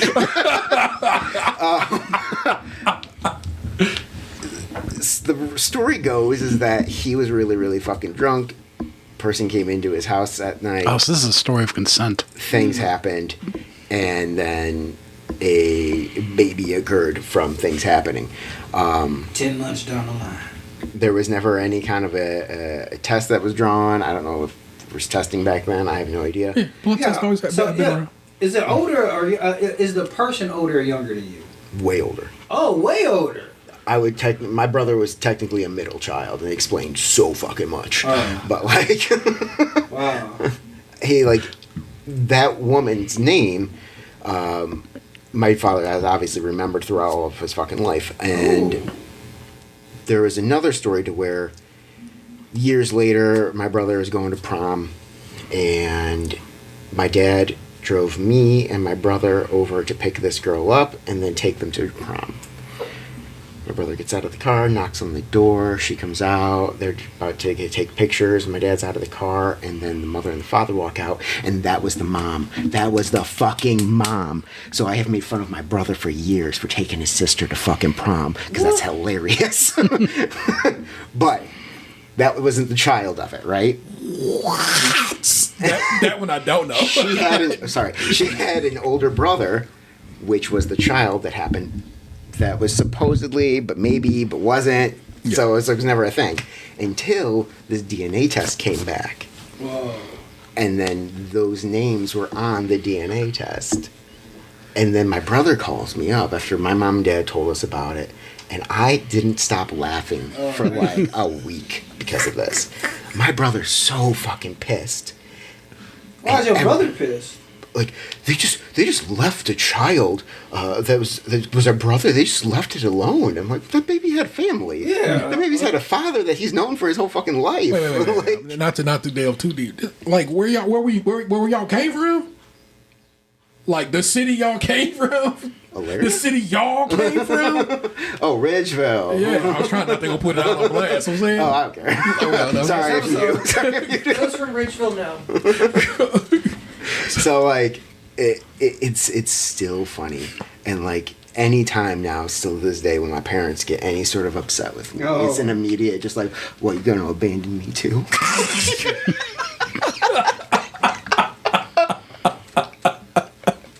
I'm like, Eric, man, my brother Eric.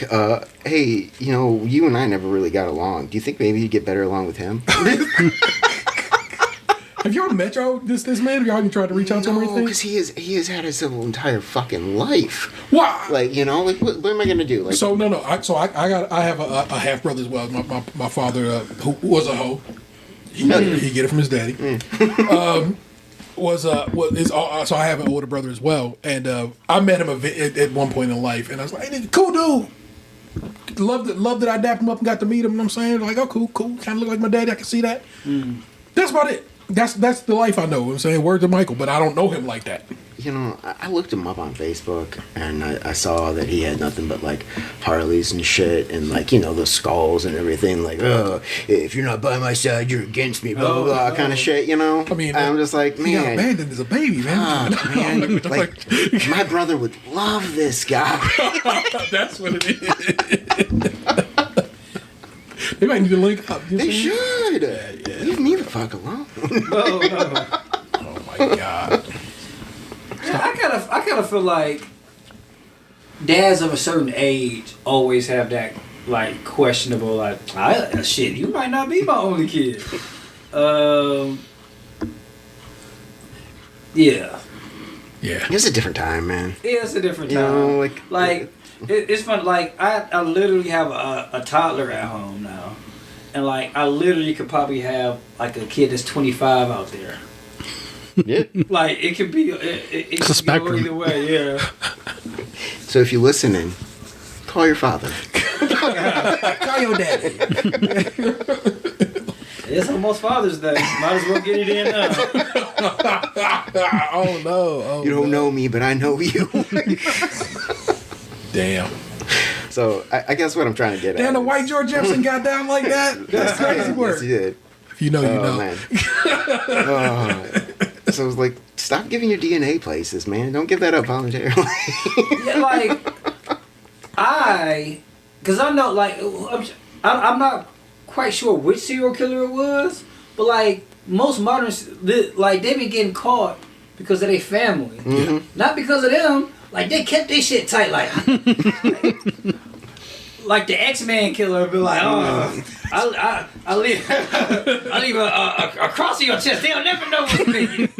And then, like 30 years later, your dumbass brother like, Am I Irish? how much Irish am I? Oops, I already know I'm 40% Irish already. But then you get your brother caught like I trusted y'all. Yeah, man. I don't want a DNA test. Guess what? I'm African and I know it.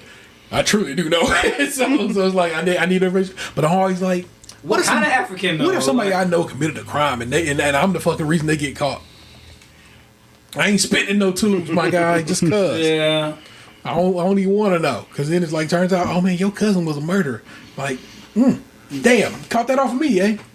But I wouldn't doubt my family. My family probably has done, not my family, not my nuclear family, but my extended family probably has done them tests. I bet you if I go look it up, I can probably go ping it out and find some people. You know, my niece did one. Yeah. And it was like, she was like, wouldn't you want to do it? Isn't it cool how much African I am? I'm like, Bro, yes, it's cool for you, but that's just not my thing. all it says is I got brought here via South Carolina because we all did, and that's terrible. So you know what I'm saying. So no, I'm good. I don't need to know that. You know what I'm saying? And I don't care how much Irish you are. I mean, it's cool. I mean, because I know, like, I guess the cool part is like if you got enough Irish in, they'll let you get citizenship. Yeah, true indeed. Same for Canada. Okay. And be a police officer. Or a firefighter. Like a copper, see, yeah. Special baton that you can just... Yeah. Yeah, isn't this how a lot of athletes get on like the Olympic teams? Oh, they find out because that, they go play for those countries, right? Yeah. Yeah. Because like somebody we got end up playing for China, and it's like, oh, come on, man, you been from here? But like, nah, man, my mama from China, and it's the direct lineage, and so yeah, goes down like that. Victor with me, Isn't Miles Garrett's girlfriend like that or whatever? There's like one of those skiers Yeah. where she's like from California, but her family was born in China, so she like reps China in the Olympics or something like that. She definitely ripped us in the Olympics. There's some case like that where Yeah, like, I'm saying for sure. Yeah, there's somebody who like definitely was raised, reared, did everything, and all they training here. Like I'm about to go ski for the Chinese. they just see the future. They know what's going to happen. They want to be on the winning team. Anyway. Thank you for sharing that with you. Stop sharing your DNA voluntarily. You know what I'm saying? You've got conversation stuff. You know that with me. And that was a wild time. A wild time. Box, I throw the reins over the show over to you. It's time for a little story time with Lunchbox. I hope it's like the Wonder Years where like you got me like playing in the front yard by a white picket fence, and then you know, like me looking lovingly into like my crush's eyes as I kiss for the first time, and then all of a sudden I'm getting on a boat to war. And then, I thought it would involve books in some way, story time, but damn. wow. Yeah, I mean, I guess reading Rainbow works too.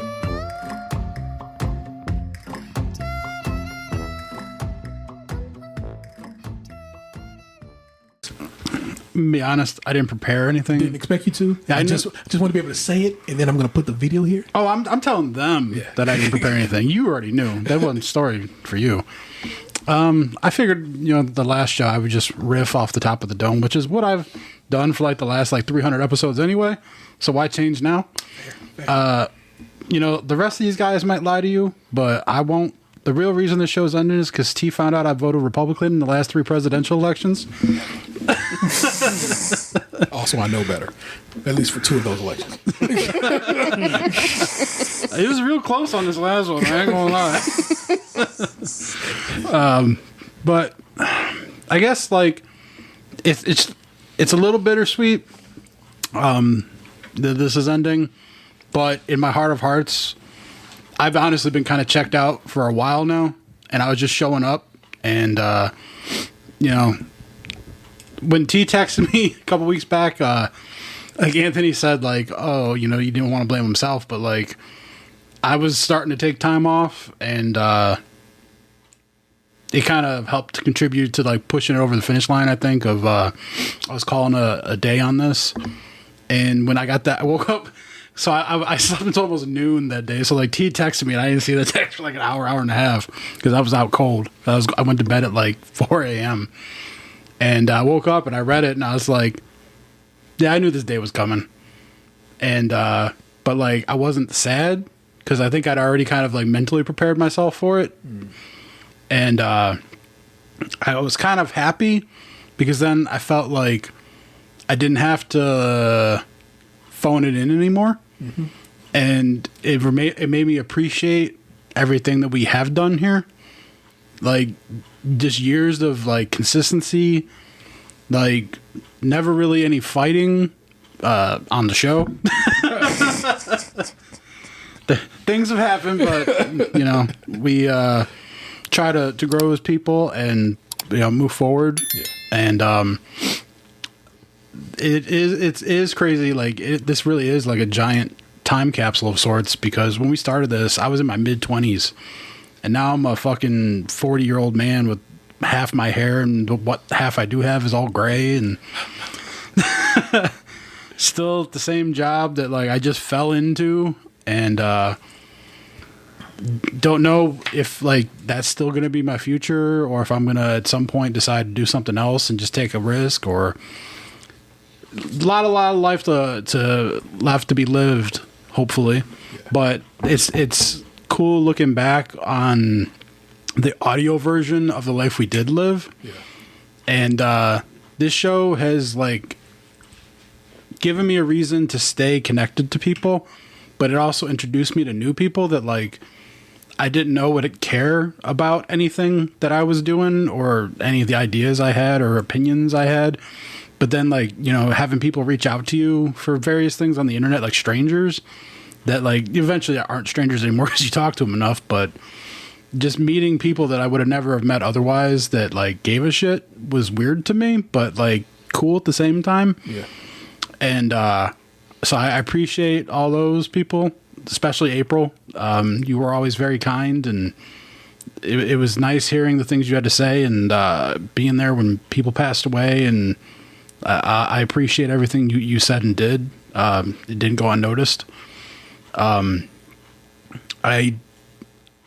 always enjoyed doing this show, but one of the things I'm always proud of is the fact that we were able to change when we needed to. Yeah. Like we pivoted so many times for so many reasons, but we kept going, and that consistency, I don't think a lot of people would have done. So I'm proud of us for that part.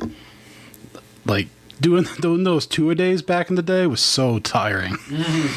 Because like back then I lived on the other side of the moon. So like we would finish up around fucking midnight. I'd have a 45-minute drive home and then have to get back up and drive all the way back downtown for work the next morning. Like that shit was rough, but it was fun. And thankfully, you know, we were still younger back then, so it was a little easier. These last couple of years where we've been doing it like over basically like Zoom equivalent in my basement, and then we get off around midnight, and then I gotta go upstairs and go to bed, and I'm still tired the next day. Yeah, they don't hit the same. Yeah. Like I'm just stretch out on this couch right here.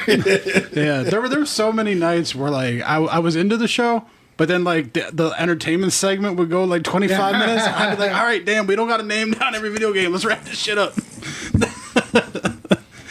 But that like was the fun of it all, and I'm sure there'll come times where like I'll miss that we're not doing this anymore, but I'm never gonna forget the good that came out of it and all the fun times, and I hope everyone out there appreciated it like I do. That's what's up. Thank you, sir, for that. All right, one last tea time.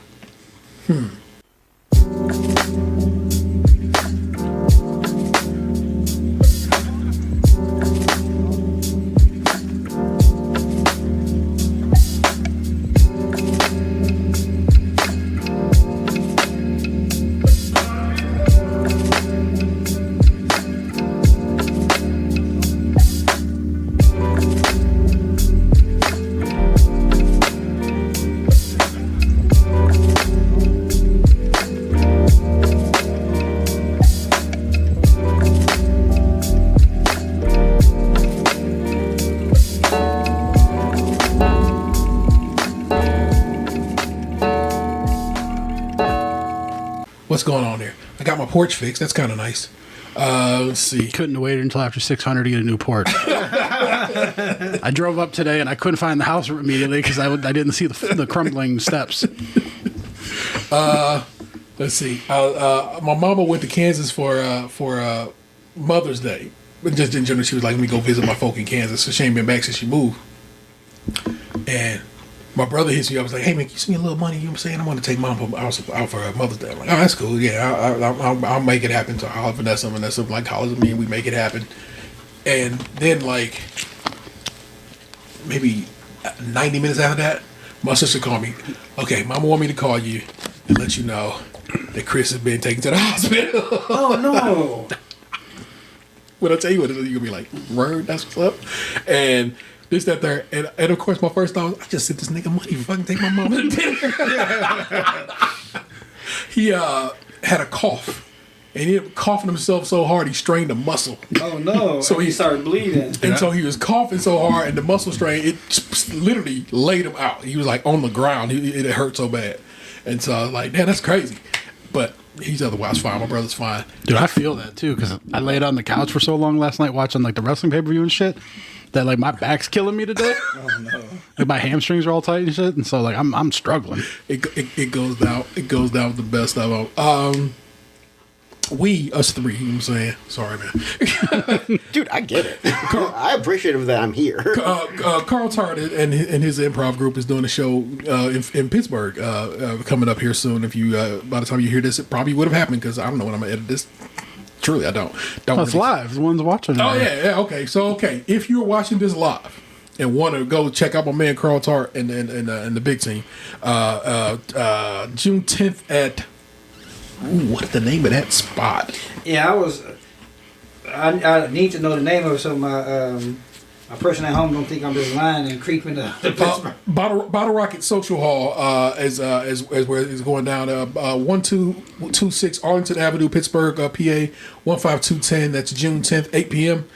Doors I think is at 5 for some reason. I'm like, why the hell is doors that early? When I'm gonna holler at Carl, I'm like, do I need to come through early and show you love, or do I need to stay late and show you love? We'll figure it out as we need to do. But we go. That's the homie. You know what I'm saying? And I have actually met Carl in person before, and Box has actually talked to him. Via I interviewed him. Yeah, via Streamlabs, which we're talking over to you right now. Talked about sports, shoes. Yeah, art. Good dude. And so we wanted to go show love because if he's gonna be that close, we gotta go check him out. And so I asked these fellas if they was down, and immediately they was like, yeah, we move. So we're gonna go kick it in PA, and I have to go get Vanessa a Pizza Fiesta buffalo pizza before I come home. It's amazing pizza if you've never had it. I don't know if either you ever have had it. It's amazing.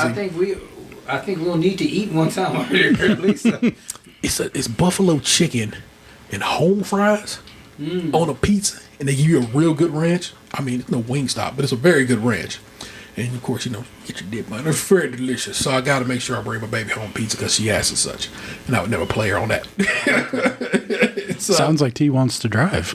I don't, but certainly it's whatever. But also, because Pizza Fiesta is kind of off in the cut in like downtown, but Pittsburgh in a way that I'm just like, how is that still here? When last we went to Pittsburgh, when Vanessa was in a film festival there, so a couple years back now, we had them deliver it, which is lovely, and we shared with the delivery with the hotel girl. She was super awesome. That lady put us on all kinds of shit. It was like, this is where you go to get boba, and this, that, and the third, and so Vanessa was like, you want anything? Because we'll order you whatever. And she asked us to get her, I think, cheese bread or something, and we did. because that's the kind of people we are, people. This is how you end up in like a amateur film with I was like just about to multiple say people. that. I helped that shit in. I was like, was y'all looking for a third that night? Oh, wait, would that be if they filmed it? Would that be porn or would that be? This is I mean, so where you Pittsburgh is- sharing your DNA. Pittsburgh is very, very artsy, so that it had to have some production value. I mean, if I know your lady Vanessa over there, it's got to have production value. Well, anyway, no, we were hanging out with Vanessa's homeboy Brian, and It's a very tasteful who is ensemble. gay. So I guess that could have been a whole different kind of movie. But Yeah. and we all hung out and ate pizza and and they chatted and I just was present because. You know what I'm saying? Friends be yapping and sometimes, and that's why it goes down. There's a good time to be had there. My youngest son is home from college. He's been here for a couple of weeks. He's doing well as a person. He had a good first year of school. I can't believe that's crazy. My oldest son left his first job and is now working construction. Oh wow! He seems to like it. I got to get him some boots. Is he building the new Brown Stadium? No, they basically house around here. And Did he do your steps? No. That would be incredible. But the landlord wants me to do something. Like, it was like, hey, yo, let your boss know I need some shit done. And so he will be doing some work on this house eventually, which is crazy work. It's funny how it all works out. And so, because that's how it always it plays out in these streets. Let's see. Did I tell y'all, the listener, I got a new TV. It's very nice. Oh, To win it in a raffle? No. But well done. My big sister tried out for Survivor. oh, nice. And with the advice of Vanessa, who always knows how to tell like what you do when you're in a cattle call, made it to the stage and got to play around and do some stuff, and she did win a TV. Went on with a 65-inch Samsung. That's amazing. Yeah, it actually kind of. That's better than being on Survivor. And of course, she's in the pool. She could get a call to say, "Okay, Okay. we want you to come be on Survivor." So if my sister ends up on Survivor, I probably won't be able to let you know because I don't have the means to do that. But Yeah, don't they usually have like NDAs that go for like a year or some we shit? got a podcast to talk on, my nigga. I know, I'm saying it. You got my fucking number, you can text me. You would y'all. But I'm saying like, They wouldn't know. oh, You can tell them on Crepetitia. You know, Drew's cousin won Survivor twice. Get the fuck out of here. Yeah, his name's Oscar. He does porn now. What? Oh, of course. he the one with the beard? Is it produced or is he just doing stuff with his camera? He got an OnlyFans? He's got an OnlyFans, but I think he upgraded to like straight porn. Upgraded to straight porn? I would call that's probably a better paycheck than OnlyFans. I would assume for a man. Is it, to make clear, straight porn? Yeah, Okay. yeah. Okay. Do I ever bring up pictures Not to try to that show there's anything Drew? wrong Like- with that. I just feel like most, especially in like straight porn, dudes are like a dime a dozen. This like women, like dudes are never stars unless you wear a pair of Tims. Well, he had that celebrity name attached to him, right? Okay. Because he won Survivor twice, right? I remember I come twice. the first season of Survivor, one of the ladies on that shit ended up doing a tape with the dude she married. And so that got out when this was like, so if you remember the early 2000s, everybody was dropping sex tapes. Yes. It was a weird time for the Empire. And if you ever, because I remember, what's her name? The one who, Because there was a shift in media back then. You know, everything wasn't digital. Like there was footprints. yeah, the one who shot the Joey Buttafuoco's wife. The long guy with Lolita. Like what kind of shot? What kind of shot are we talking here? Back. Amy Fisher. Amy Fisher. The comedian? No. No, that's Amy. That's Amy Schumer. Amy Schumer. She might be a comedian. I was like, who knows? Amy Fisher did a tape, but it was so clearly a production that one I think counts the other way. So since you threw me on like kind of threw me out there, like, hey, what's your segment titled? I mean, if you guys had a Amy tape, Fisher. what would your porn title be? Oh, what is it supposed to be? Your street and your pet name? So Bootsy North Haven. The street. Oh my God, that'd be a fly's name though. Bootsy North Haven. I think you should change your name. That should just probably be your password. I think it would. Let's leave it at that. I mean, if you're doing the street pet thing, it would be Vivian Sandy. Yeah. Okay. So Sandy Sandy Vivian. Vivian. Yeah, Sandy Vivian, I guess, to sound more gender correct. Yeah. Is it pet then street name or street name then pet? Well, I mean, if you can flip it. Now, I'm saying for years we've been taught it's supposed to go one way, but I mean, fuck it. You know what I'm saying? If you want to be Vivian Sandy, you do that. All right, well, I'm Big Stone Ridge. Big Stone Ridge. Yeah. Often I'm over Stone Ridge in my life just now, just regularly, with enough regularity that I was on Stone Ridge maybe 2 weeks ago. Where the fuck is where are we going? We getting chicken. Man, hopefully you didn't record it. Yeah, mine would be very, very dumb. It would be Man. Like the street I grew up on in Soika, and my dog name was Man. Oh yeah, Man Soika. Hell yeah. Oh man. Hold it down. What is this? Soika. I also went from a Roku TV to an Apple TV. It's kind of hiding back there in the cut there. Let me tell you something. You need an Apple TV. Everybody, I know you. I'm an Android man. Sure, that's fine. Get your Apple TV. Motherfuckers shouldn't be advertising to you when you watch your TV. You should better watch your TV and just watch your TV without it being full of fucking billboards. And that's what they do on Roku, or they do on your smart TV and bullshit like that. And I fucking hate it. Well, I mean, I have a Roku TV. Yeah. Same. I mean, I kept it. It's upstairs. The other thing just moved upstairs. Like just the platforms I use don't like. I enjoy seeing an ad every once in a while because everything else I have doesn't have ads. Like I got YouTube with no ads. I got HBO Max with no ads. So like seeing like Speedway going by in the background. I bought the adless Amazon Prime. And my life is better for it. Dude, I've burned through so many seasons while working now because like it saves like 15 to 20 minutes an episode with no ads. Yes. Yeah. Let me tell you something. You should be watching Family Law. It's way better than you think it would be. Little fun, little Canadian show, little drama, little comedy, little law. Great show. I've given out like my password to so many people. Don't listen to that, Amazon, or any of the other streaming services I have. But like, I don't know who the fuck it is, but someone keeps going on my profile on Prime and like watching shit. Because like I've like ended up on like a show and I'll go to like start it and it'll already be on like season 2 and I'm like, who the fuck was watching this? See, that's crazy work. It's just like, why is you watching the show I'm watching? Yeah, Go make you a new one. And guess what? On his shit, it's a team profile. Me right there. Astronaut, black woman. Fuck with it. Now, on your Apple TV, I have been using yours. Yeah. But that's just because you already had like so many profiles. Yeah. I didn't know if I could add another one. I don't know if you can buy it. You see a little silver remote next to you? Yeah, down there. Yeah, grab that little silver one. And just push the upper left-hand button. This one? No, here, keep going. There is no upper top left. right hand. I'm sorry. The other left. Yeah. This is all right. This is a fancy remote. Like, feel the quality of that. that's cold. The difference between a plastic remote and a metal remote, night and day. Like, this feels like I'm in like a house where I can't touch anything because I'm too poor. The middle of the circle. Yeah, because I know on your No. Just go back. Oh yeah, just go to add and see what happened. Sign a new profile. The profile meter. Yeah, see, like I wouldn't have been able to do that if I wanted to. Okay.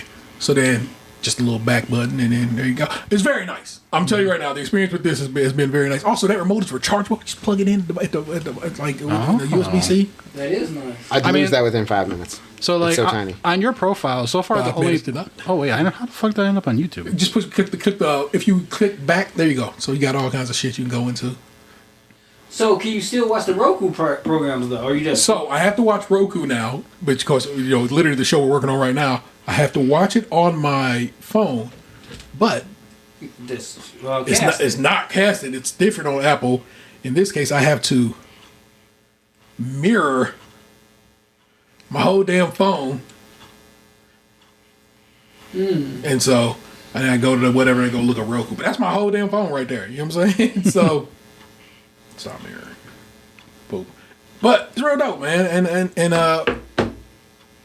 it's a couple of bucks. I'm gonna be so real with you, but it is well worth it for the way this thing works. That remote, which only has 6 buttons. What is that? 1, 2, 3, 4, 5, 6. In the circle. We'll call it 10 if you count the. So just kind of take your finger across that circle. Oh. Yeah, it's very nice. Also, Unnecessary but fancy. no, it's how you will fuck up the most because I'm rubbing it and it's getting arousing. Exactly. Well, no, what it is I'm trying to click on something and actually catch just a little bit of a slide, and I'm like, oh, I clicked the wrong thing. See, like this is too sexual for me. And I'm being honest, like I couldn't sit here and just like. I feel like I'm gonna start just. That's why I don't do the swiping. I do the press the click. Press the remote click. So that's why I just that wheel also clicks, and I just do the click portion of her. That's how I was doing it. Yeah, and that's because I have an Amazon Fire TV that I use, and so like that's what I'm used to. But this like sexualized rubbing is a little too much. Yeah, so I think it's very nice. I'm telling you right now, get you an Apple TV and wait a little bit because Apple has new stuff coming out here. I believe in September, so they might upgrade that bitch. So that's kind of nice. I thought that was very lovely as well. I don't know, man. I got to tell you, I don't really do a lot. I have a very quiet life. I love it. Vanessa's been feeling better, so we're about to get out here and start getting around this track some more, which is going to be nice. We got out there the other day and did it and got a loop in. And I need to tell you something, man. I'm a big motherfucker.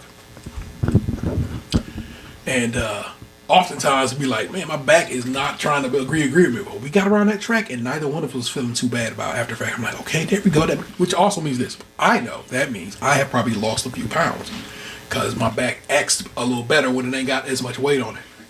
I'm about to go into month 3 of Zepbound on my GLP-1 journey.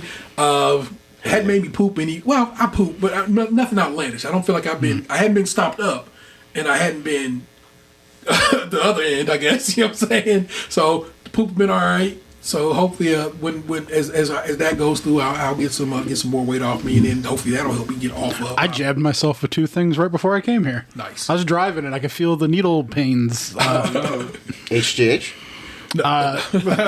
So I get my stuff from secondary markets. China. And I take retatrutide. Today I took Motzi SS31, and then when I go to sleep tonight, I'm gonna inject Tesamorelin. I don't know what that other one is, but I know what Retta is. Yeah. That's Yeah, I'm very deep into peptides. I also have SLUPP332 at home. I have 5-amino-1-MQ. I have BPC157. I'm very deep into the pharmaceuticals. It's been an interesting 2 years. That's awesome. Respect. So I mean, that's what I'm trying to get some weight off me, trying to get a little healthier and so forth. So I have been eating better, eating not as much of an asshole. It's basically what it comes down to. As we munch on a pack of Oreos, but I mean, you saw me only ate 2 of them hoes, and I won't probably have any more today. So I've been better about that, and that's been good and growing on that situation. Life ain't so bad, y'all. KP is back. If you don't know, that is our was a spinoff of this very show. It's Creme Patissier. It's a Great British Bake Off podcast, and right now we're reviewing the Great American Baking Show. And I've been working directly with PR over at Roku, and so all the bakers will be on this season. And I'm not joking when I tell you that. That's fucking cool. I told my parents about that, how you're doing that. Yeah. I told them that you're going to be like the Talking Dead of baking. Your lips to somebody's ears, and so that's dope. So if you want to, so let's say you like, I like that the cut of that young man's jib. Well, then there you go. You got a podcast you can listen to. It's called Creme Patissier. It's everywhere you can get podcasts at. It's also on YouTube. It's also on its own YouTube at this point because we had to move because we're shutting this operation out. I was like, we got to spend that motherfucker free. It's got to go be free. I also tried to get you a listener. Some random person I follow online was like talking about how she was watching like the Great British Bake Off show or whatever. Yeah. So I DM'd her and I was like, you should listen to this podcast. She didn't read it, but I tried. Respect. Because you know what? One day she might, and I love that for us. So yeah, if you are you should right now if you're watching this live, you're on SKim's YouTube. Go subscribe to Creme Patissier. It's just that it's Creme Patissier. It's spelled with a K. It's great. Go get down with that because we're doing dope shit over there, and I'm very appreciative of how we move with that. So it's a good time to be had there. So there you go. That was tea time. Now I in my head had said I wasn't gonna do no more amateur assholes this week. I was really gonna go out with no amateur assholes, and then I was like, we gotta do at least a couple of amateur assholes, or at least discuss them. Well, hey, look, I'll offer up 2, pick one, and then we sell free. That's the last amateur asshole we do. Yeah. All right, so I'm gonna pull it up. Here are the two Am I the Asshole I saved. Am I the asshole for ending a 13-year podcast?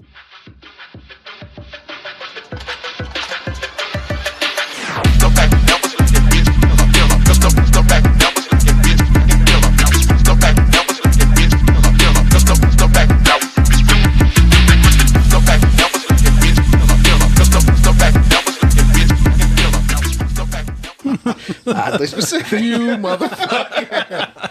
All right, hold on. I gotta go to save, which is like comments about where the fuck is save shit at on this thing? Save. There we go. It's an actual button. All right. I am an asshole for being the one to wake up at night to take care of my daughter.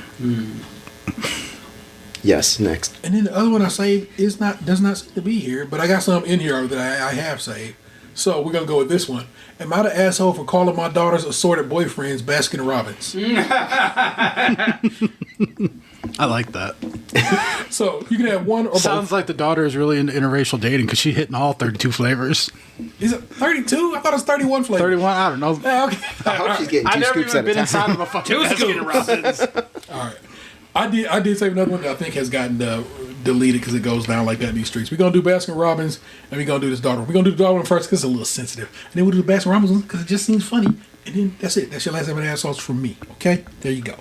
Am I the asshole for being the one to wake up at night to take care of my daughter?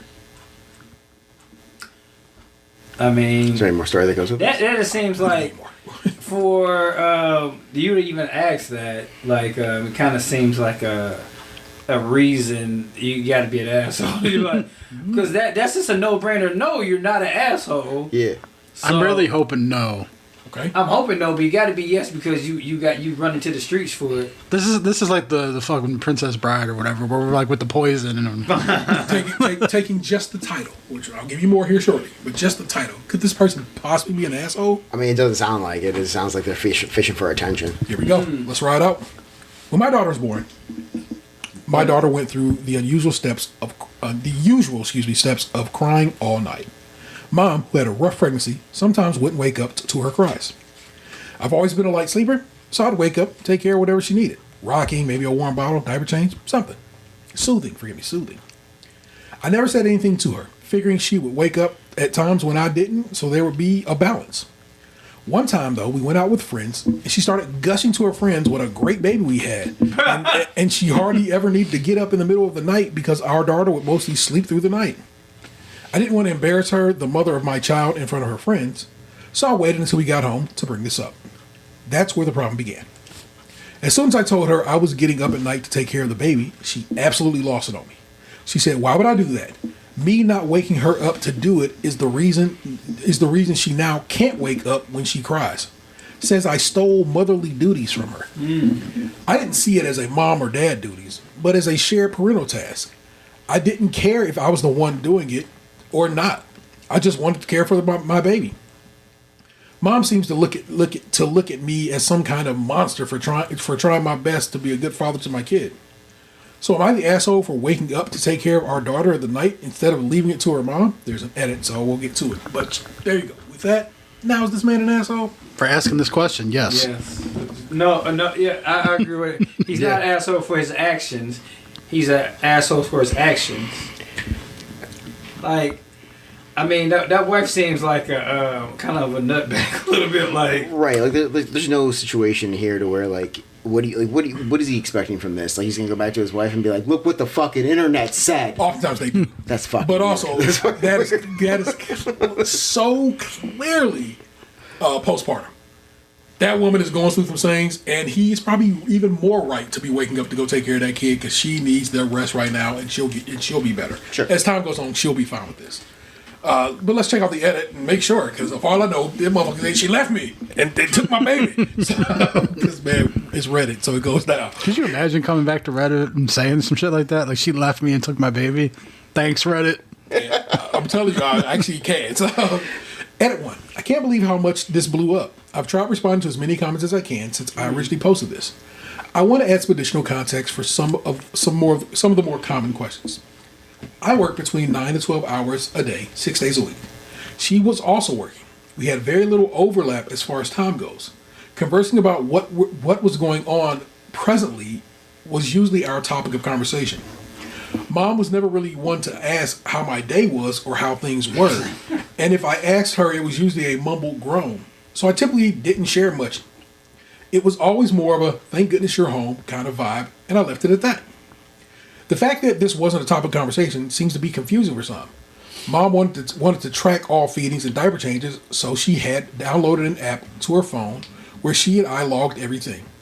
There was maybe an unreasonable expectation on my part that she was checking this regularly, and he's been putting it in the app like he should, and she just ain't been checking it. Okay, but this kind of reminds me of something that happened to us in real life. Okay. I remember we were all waiting on at lunch one day. We were all waiting at the crosswalk, and this dude looked at all of us and smashed the walk button. And we I don't know why we did it, but we was like, yeah, look at this hero. This fucking guy pushed the button. And we all did it, start doing it at the same time. This is what this dude is doing. No, you're not an asshole for getting up and taking care of the baby, but I logged it in. So fucking what, man? You doing what you're supposed to do. If your wife is sleeping, then she mad. Yeah, she mad about it, but at the same time, it's guess what's happening now? Well, again, Kathy, now she's mad at me for you're not for sometimes, especially after the there's nothing you gonna do right. Man, I'm telling you right now, it wasn't this long, so that edit came after I saved it. There's a lot going on there, and I'm not gonna read all that. It'll be in your show notes. You want to get down with it. You're not the asshole for that. Your wife kind of on some bullshit, but also postpartum is a real thing. Yeah. So trust me when I tell you. I'm not even gonna call her an asshole. I'm gonna call her a bit of a jerk because that was jerk behavior.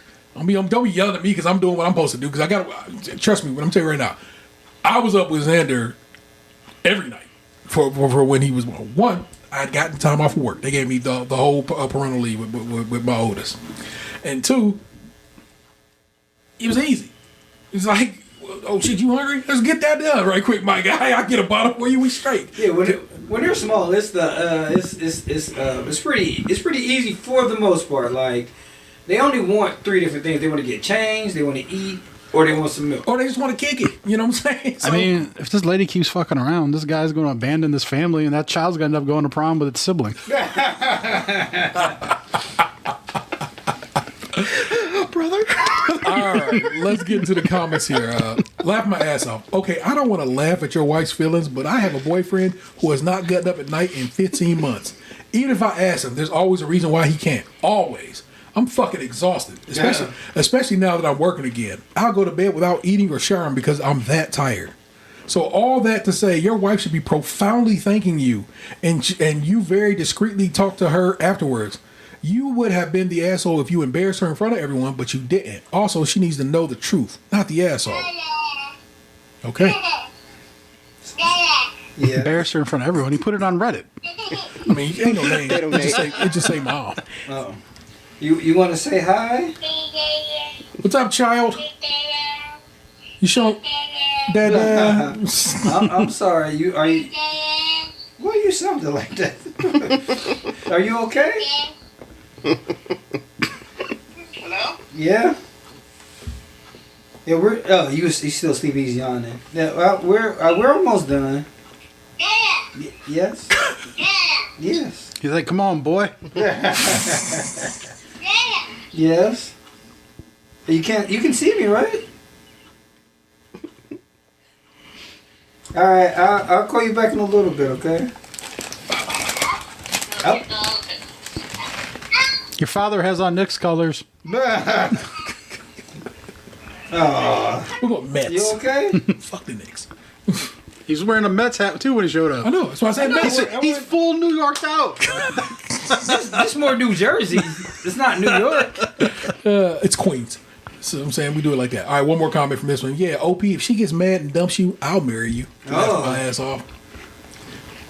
There you go. So that man, he ain't wrong. But also, chill out, bro. That's a bold claim too. Sight unseen, I'll marry you.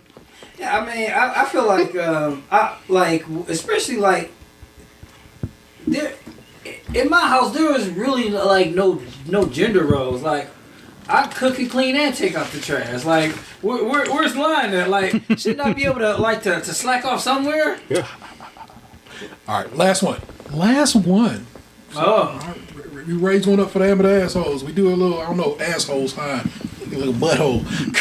Tight butthole. Tight butthole. Am I the asshole for calling my daughter's assorted boyfriends Baskin Robbins? Just with that. No, that's funny as fuck. Yeah, And definitely not. oh, okay. Well, let us see. Last time I posted here, it was concerning my son Kevin, and to be honest, a lot of you gave me really good advice. I'm very, very glad to report that Kevin not only got out of the toxic relationship in the end, but he ended up joining the army. Did a lot of growing up, and honestly, so did I. And he and I have a very close relationship, and he calls me constantly for dad advice. I couldn't be more proud of him and the man he's become. Now, on to the current situation. My youngest daughter, 17 female, already he's wrong. Don't do that to children. And I know 17 is like the edge of it, but that's a child. Don't fucking make fun of your child. Don't make fun of your child. Not in this state. My youngest daughter, 17, we'll call her Sarah, has a Disney princess-style romantic side to her. She wants her fairy tale relationship, and like J.G. Wentworth, she wants it now. You know what, guy? You might have changed my mind. That's good shit right there. Admittedly, she has the example of my wife and I set for her. We have an absolutely wonderful marriage. My wife is my best friend, and the house is always full of laughter. The problem is she wants that at 17, which I've tried to tell her is not a realistic expectation. Sorry, I had to scratch my beak there, y'all. The desire has led to a veritable string of pseudo boyfriends over the last 2 years. Don't ask me for a count. Honestly, 2 years? 2 years, because honestly, I don't know. It was enough that I had made a comment to my wife that until one of them actually has 2 brain cells to rub together and sticks around, I'm not going to learn their names, and they're going to be Baskin Robbins to me since they're the flavor of the week. Oh. You thought he was funny. It wasn't. That J.G. Wentworth had your boy. That flavor of the week, whack. They can't. You gotta punch it up like you. It's crumble. 5 flavors a week. Now I love and adore my daughter. She's incredibly sweet, kind, and has an absolutely manic, goofy side to her. She often reminds me of Gilda Radner during her SNL stint. You are old man. But in matters of the heart and actual love, she has no experience because of her age. And any conversation with her regarding it ends in some variation of, you just don't understand, Dad, being thrown out. Because you don't. You were never a 17-year-old girl. You don't have the experience to understand. Your daughter is absolutely right in that regard. Before we continue, did at the beginning of the story he say that she's been dating for the last 2 years? Yeah. So, okay. She started dating when she was 15? So she started Baskin Robbins hoeing at 15, okay. See, in your mind, you think this girl is fucking. I think That's not what I said. She's moving around from partner to partner. I didn't say anything she was doing. Well, you said hoeing. Not like that hoeing implication. implies fucking. Okay. Ask ChatGPT. It'll tell you. What I'll tell you is she might like a boy this week and like a different boy next week. And that's how. Romantically hoeing. Okay. I'm going to let you have Romantically promiscuous. No. See, you can tell. Okay, like me and my partner had a conversation about this just not that long ago. Like the different, like culturally, the difference between like dating blacks and whites. Okay. Like when black, you not allowed to say you date nobody until you 18 or out of somebody's house. I want to know what the hell kind of movies this girl's been watching. Because a lot of this, yeah, but like, that's 90s Disney. Has he been showing her like Aladdin and shit? Because a lot of like the cartoon movies for the last couple years have been about dead family members. Yes. We just had this conversation. It's always a dead mama. Yeah, Always a there's dead some mama. spirit of some family member that And died brothers. generation. Yeah. There's not like Aladdin flying you around a whole new world going on lately. Yeah, he was an orphan too. What happened to his parents? Well, his dad was alive. It just turned out he was on some bullshit. He was part of the 40 that part Thieves. too? The King of Thieves. It was third. It was part 3. part 3. Shit, I didn't even know it was a third Aladdin. That soundtrack on that one's banging too. It's pretty good. They brought Robin Williams back to do the voice for Aladdin. Homer Simpson did Aladdin twice in the second one. Dan Castellaneta Aladdin. Return to Jafar. Yeah. Return to Jafar. That's I just feel like it's just I think that's just a cultural difference. Like I wouldn't. You're not even allowed to say that's a pretend. To say dating is probably just the dad's perspective as well. It's also like that girl ain't dating nobody. She liked Robbie this week and she liked Tim next. That's all this shit is. And another point is, do you kind of feel like you're dating a person? Maybe like in a sense, because if you take how old is your daughter now? 16. Do you pay for the dates that she goes out on? She don't date. She don't date. But her first date. Hold on. No, I don't mean that as a sense of like a father being like she doesn't date. No, I mean that as a sense that she doesn't go on dates. Okay, But when she does, nigga, that's what it sounded like. I was like, damn man, you gonna be on that shit? That daughter of mine don't get out that date because they gonna try to feed her some. Because he knows boys like him are out there. But when you do take her out, Hold on. Kind of a not late bloomer per se, but late-ish bloomer. Extremely You didn't late date bloomer. either at that age, so I didn't it's either. okay. It's right there. But what I'm saying is, when you take her out on her first date, she's probably not gonna be paying for it. No. Like you gotta Better pay. not. But Like, you the definitely gas? will have been like, here, baby, I'm gonna put 50 in your pocket just in case. I'm gonna give her motherfucker's money as a trash. just in case, right? Like you probably gonna either pay for the Uber or pay for the gas in your car. Like the coffee that they drink. Well, the coffee that she probably drinks. Like the movie. Like you pretty much paying for the date. They're not paying for nothing. In this society, though, that's going to continue on for like at least 2 decades because no one can afford to buy their own shit. So, like, it's really going to... It's an interview to find out if this man can move into his house because they're going to be there until they're 29. If these cookies showed us anything, America's back. If this motherfucker is gonna get these fetid calves as this dowry, he needs to show me he's worth. Get over here, do some landscaping. Yeah, right. I'm telling you right now, because they're like, bruh, you gonna be dating my child? Okay, I need you to be. Look, you gotta wash my dishes or something. You gotta come through with a. I came through with some pizzas, Mr. Man. Thank you. Good shit. I will disagree with you on one thing that you said. I will make fun of my children. There's something to it. This one I'm like, it's a little it's this touchy right here. It's sensitive. Don't poke that particular one. If you're talking Bullying is a necessary part of rearing your children. It is not. We don't do that. It's bullshit. And trust me, when you have lived it, you're like, I would never pass that on to my child. And I haven't. So to give you an instance of something my child, after the years of me of my jokes towards my children, yeah.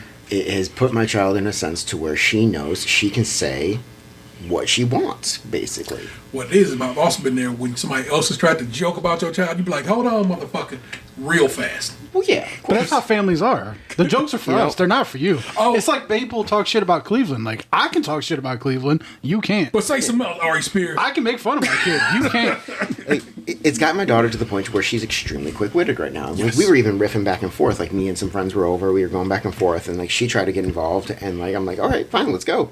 Go. And then she's just like, man, you look like somebody that is very familiar with the color bronze. And I'm like, what do you mean by that? She's like, I'm just saying you probably took third place a lot in your life. I'm like, fuck you, child. Fuck you, child. I never even placed. The fact you thought I made it to the top 3 is fucking, that's high. That's shame on you, motherfucker. Oh, let me finish reading this shit. Sorry. No, it's just how this works. You just don't understand Dad being thrown out. To my mom and dad, if you read this, I'm genuinely sorry for everything I put you through as a teenager. I told my Baskin Robbins joke to a friend of mine recently, and she got visibly heated. Oh. She, notice what he said, she got visibly heated. Notice how we can kind of like, haha. Ladies know different because they've lived their life, they've been a 17-year-old girl. That's why, like, you don't know Dad. You don't. You truly don't. Yeah, women get judged much more harshly than we do for Yes. having multiple anything. Yeah. And she said I was an asshole for this, saying it made my daughter out to be some kind of whore, which absolutely blindsided me. Oh, and I've always viewed the joke as a reflection of the teenage male experience, not my daughter. So Reddit, I leave it to you. Am I the asshole? Reddit, of course, said, yeah, you're an asshole. But there's an edit. I want to know how many different boys there has been before I make a judgment. I it shouldn't matter. It doesn't matter. It does, because if it's like 16, I think the joke is valid. I guarantee you, because this dad is probably just enough. Tops probably 5, but in his mind, that's too many, or it's so many. I mean, like, even if it was 16, it's like, Man, Yeah, If it's 16, I'm looking at my daughter like, you need to figure out you and your selection process. well, but that's the this point. what this time is for. That's it. That's what you're supposed to be doing. This is when you're reviewing things. Like, that one didn't work for this reason. This one doesn't work for this reason. That is figuring it out. It's what you're supposed to do right now. Again, I hope she ain't smooching them all. And I mean literally just that smooching, because I don't want, coming home with mono or herpes on the lip, you know what I'm saying? But What are they doing? Going to Bible study? who knows? I truly don't know. You could, they could be just like Aunt said, having a call. Are they just playing Fortnite together? Like, what the fuck are we doing now? That is something people do. Playing video games together. Just going to movies. That is things people do. I asked Chad if he would attend the season 6 Fortnite dance party with me. Did he say yes? He left me on red. All right. Motherfucker. Thanks to those who gave me genuine advice and DMs. This helped me see there's see things in a different light that my brain honestly never considered. Yes, the joke will be stopping, and yes, a more concerted effort will be made to retain names. And thank you for reminding me just how weird people are on this site. To the one dude who jumped into every comment pointing out that she's technically my stepdaughter, you're freaking weird. Stop being weird and get help. That makes this shit kind of even That's worse. a stalkerish behavior. That is weird. That means at somewhere point he said that there was a stepdaughter, his wife's daughter. I mean, somewhere in there he said whatever. Unless he said it on the other post and that dude remembered. Oh yeah, that is stalkers. You Yeah. saying? Edit 2. Man, I forgot how Redditors can just make up entire life stories and biography from a past comment history for a Reddit account I barely use. Laugh my ass off. Y'all need some better hobbies. At least I can admit my failings and work on them. Way too many of you are on some bizarre crusade to demonize everyone. One glow in the dark comment. But in matters of the heart and actual love, she has no experience because of her age. Yet you're making a joke out of her gaining that sort of experience. What is with boomer style shit simultaneously thinking the kid are naive for not having enough life experience and also demanding doing shit to gain that experience? You're the asshole. Fair enough. I don't know if we had to get that deep. Like I said, I said he's an asshole. I said why I think he's an asshole. That stands. It's unnecessary behavior. He's a caring asshole. Trying to be. Because he's looking at it through an adult lens. Yes. This this. She's trying to gain experience, and yes, it might not be the right way to gain that experience, but how does she know unless she does it for herself? Yeah. So we hope for the best for them. And then he kind of figured out, was like, you know what? Retire that joke, put that on the shelf. I can see why it came off the way it did, and we keep motherfucking moving. And Reddit just got weird afterwards because Reddit is weird. They just are. They're just weird. That was your last Am of the Asshole. Hope you enjoyed it. You know what I'm saying? If you have an Am of the Asshole that you want to share, go to Reddit. Put it on there. There's a whole site for that kind of shit. Do that. But don't tell us. I won't be there to accept the information. I mean, the email address will be there, so I mean, I can't really not say it's not going to be there. But He'll still reply. All right. So for our last little entertainment situation, I asked these gentlemen to name their favorite one of all these things. That way, everybody had one for this go round. Ant got the book out.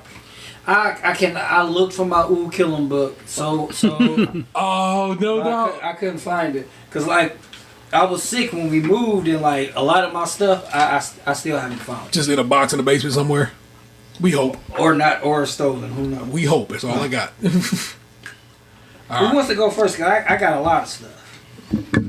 And I know lunch will be ready to go. It's almost midnight now. Well, I read the text message earlier. I didn't write it down, so I would just need to know. Okay, so the list is watching. I guess I can pull my phone out. Yeah, watching, playing, reading, listening. Well, there were specifics that was in the instructions. Yeah. Well, since you look at It was all right. It was favorite show, movie, book, album, game, and podcast. There you go. So I can tell you, favorite show, Psych. Favorite movie, Jurassic Park. Favorite book, The Hobbit. Favorite album, Toxicity by System of a Down. Favorite game, the original Halo. Favorite podcast, Pardon My Take. Okay. Which I don't listen to because I don't listen to podcasts anymore because I've been working from home. But when I did work in an office and had a commute, I listened to that amongst other things. I didn't get the podcast one. You never told me that. Oh, sorry. Go. Okay. Favorite show? Bob's Burgers. Favorite movie? That one's a bit more difficult. I don't really have a favorite movie. That's okay. Truthfully. Book, latest one I think I've read that I really, really, really enjoyed was Someone You Can Build a Nest In. Okay. Game, Baldur's Gate 3. Album, Gorillaz, Demon Days. Okay.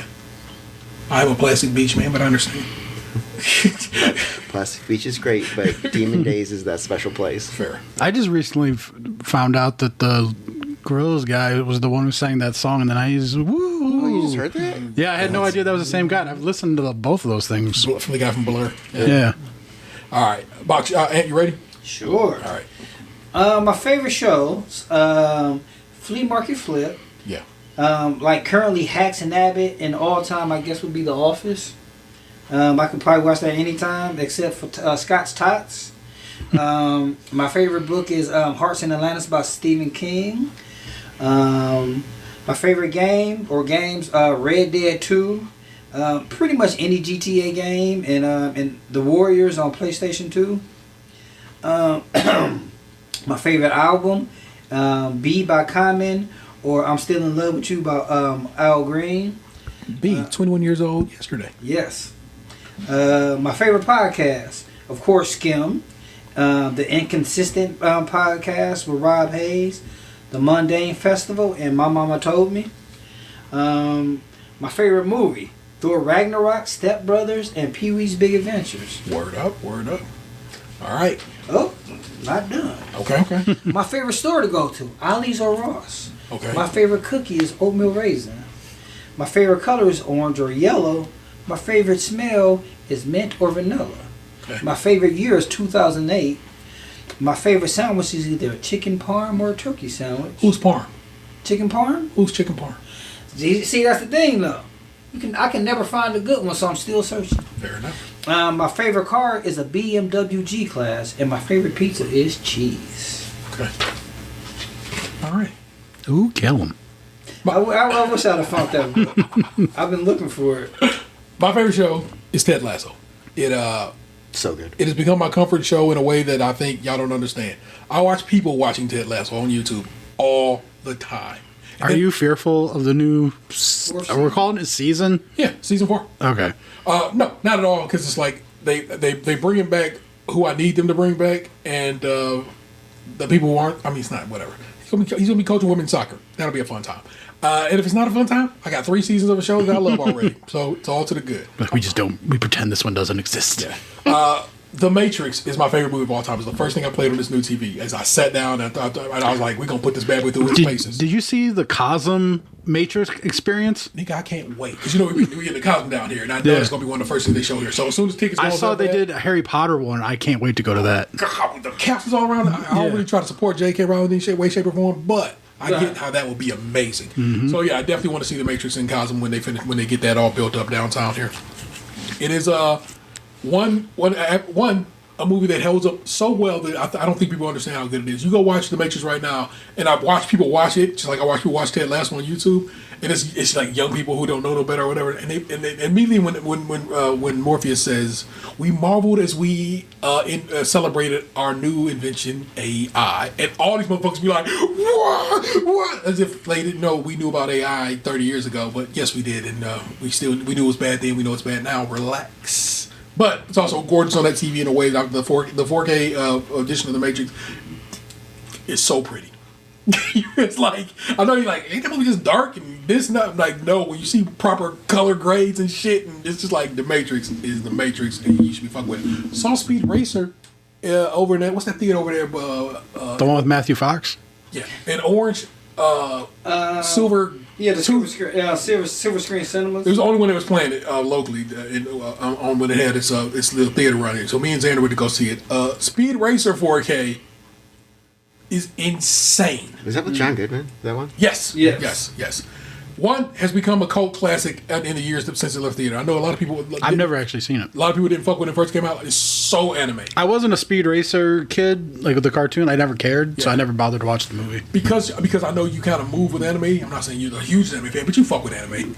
This movie is just anime as fuck, and I think when you, because it's on 4K disc now, you can go buy it on disc now. I'm waiting on mine to show up. it was gorgeous, and it was so gorgeous, and I was so happy to sit with Xander and watch it. It was a great time to be had. Man, I need to ask ChatGPT where Matthew Fox has been up to. I think like he messed up his career here in Cleveland. Like, Oh, yeah, didn't he get into a fight with someone or he got in a something? fight with somebody on the bus during the Tyler Perry movie. That's crazy work. My favorite games are Dishonored 2 and Resident Evil 4. Resident Evil 4, Resident Evil 4 on the Wii, but then Resident Evil got a remake in the last couple of years that is fucking phenomenal. And so both the old school Resident Evil 4 and the new school Resident Evil 4, some of my favorite games ever made. But Dishonored 2 is that shit, and I wish more people understood and got down with it. I was literally playing it the other day. I'm like, that's Dishonored is that game for me. You know what I'm saying? I can't off my man like that's my favorite book. I used to say High Fidelity, but rather than High Fidelity was one of my favorite movies. The book's great, and I really do love it. And I love a lot of Nick Hornby's work, but I also love a lot of Christopher Moore's work and so forth and so on. But the book I'm reading right now, and literally just finished today as I was setting all this up and just getting the house taken care of, is Platform Decay. It's the latest Murderbot book. Another Murderbot book. If you've not been fucking with Murderbot actually says a show on Apple TV. One season is up if you want to check that out. Murderbot is so fun. And I was glad that he had another book out right now. My favorite album is Midnight Marauders by A Tribe Called Quest. It has been that way since 1993, y'all. It's one of those ones that has never left my favorite category. And I can listen to it at all times. My youngest loves that album too. It's just a part of my family's life. My favorite podcast is this one because I've listened to every episode of it. I haven't. Multiple times. Multiple times, people, because I have no one who has to make it. And so, trust me, I've heard every one of them. A lot. And I've never been like, yeah, man, that was whack. No, I've always walked away like, oh, we really pulled something out right there. And that was different and unexpected. So my favorite podcast is, of course, Stage Crunchy. If you really want to know another one I get down with, it's Doughboys. It's my shit. God, I was so proud when Nick went to Japan. You know how proud I was in my literal heart that man finally got through himself. Because when you say people got over themselves, it just seems kind of whatever. No, he got through what he needed to get through and finally made it happen and got Would you care to elaborate on the people who have no fucking clue what you're talking about? Okay. Nick White is one of the hosts of Doughboys. We've met him in real life. There's a photo. He the white one or the black one? There are two white. There are two white. I thought it was. There's only two white men who host Doughboys. It's Mike. In that picture, Is he the one that was in Twisted Metal or the one that wasn't in Twisted Metal? The one that wasn't. No, okay. Twisted Metal. So, and Nick has never flown over an ocean. Is what he tell you. He's never gone anywhere internationally. He has gone to Hawaii, which I think should count, but still, because he's a bit of a claustrophobe. And also other issues that have held him back from being able to finally do that. But when the Mario Galaxy movie got announced, Universal flew a lot of people out to Kyoto, Japan, where Nintendo was headquartered, to watch the premiere and hang out with the actors and do interviews and stuff. And they offered Nick, who has another podcast called Get Played, it's a gaming podcast, and his co-hosts, Heather Ann Campbell and Matt Apodaca, the opportunity to fly out to Japan to go see the Super Mario Galaxy movie. And sure as shit, they, like I said, got through it. Not over himself, not whatever. He figured out what he needed psychologically, mentally, so forth, healthfully, to get whatever needed to happen for him to get over to Japan, get to see that movie, get to do these interviews. He's a fucking great, phenomenal writer. He writes on Rick and Morty now. Him and Heather Ann Campbell both are writers on Rick and Morty at this point. So he's a very funny, sharp guy. And so he's doing these interviews with Jack Black and Benny Safdie and Brie Larson and all these people from the Super Mario Galaxy, and he's so fucking quick with it and so forth and so funny. And then it's just to see some of these actors who are not so quick with it, Chris Pratt.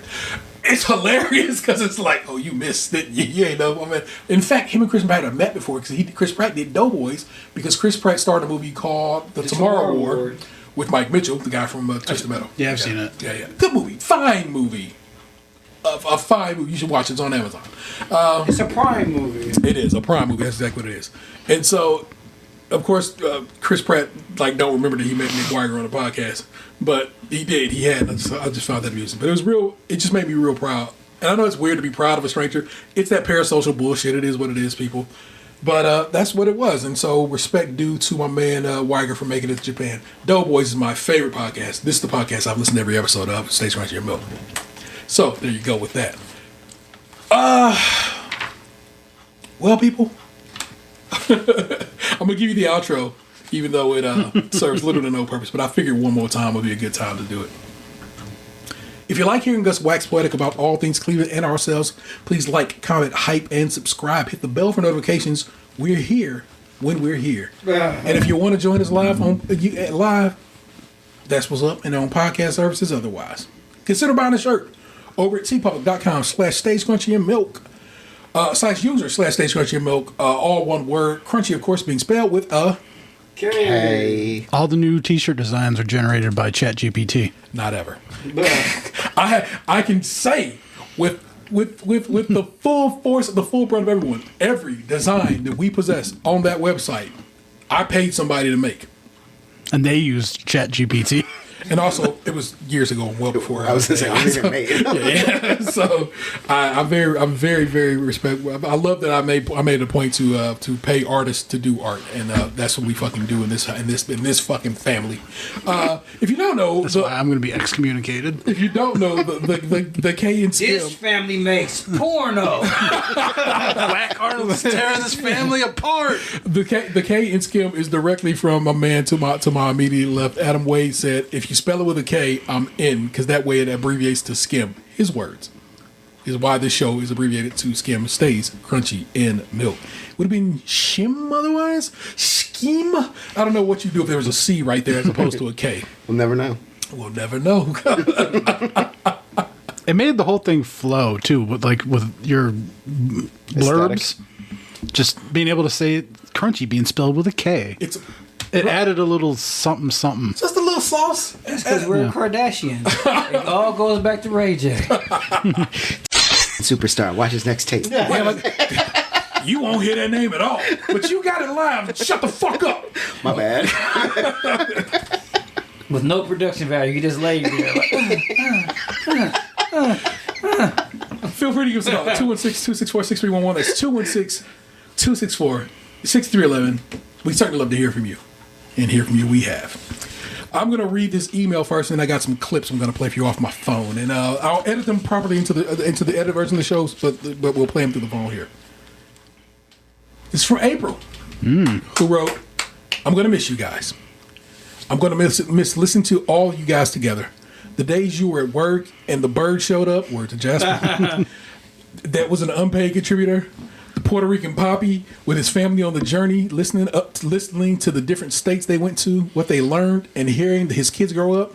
Tayrell's kids are buying cars, graduating to become the best adults with super supportive parents.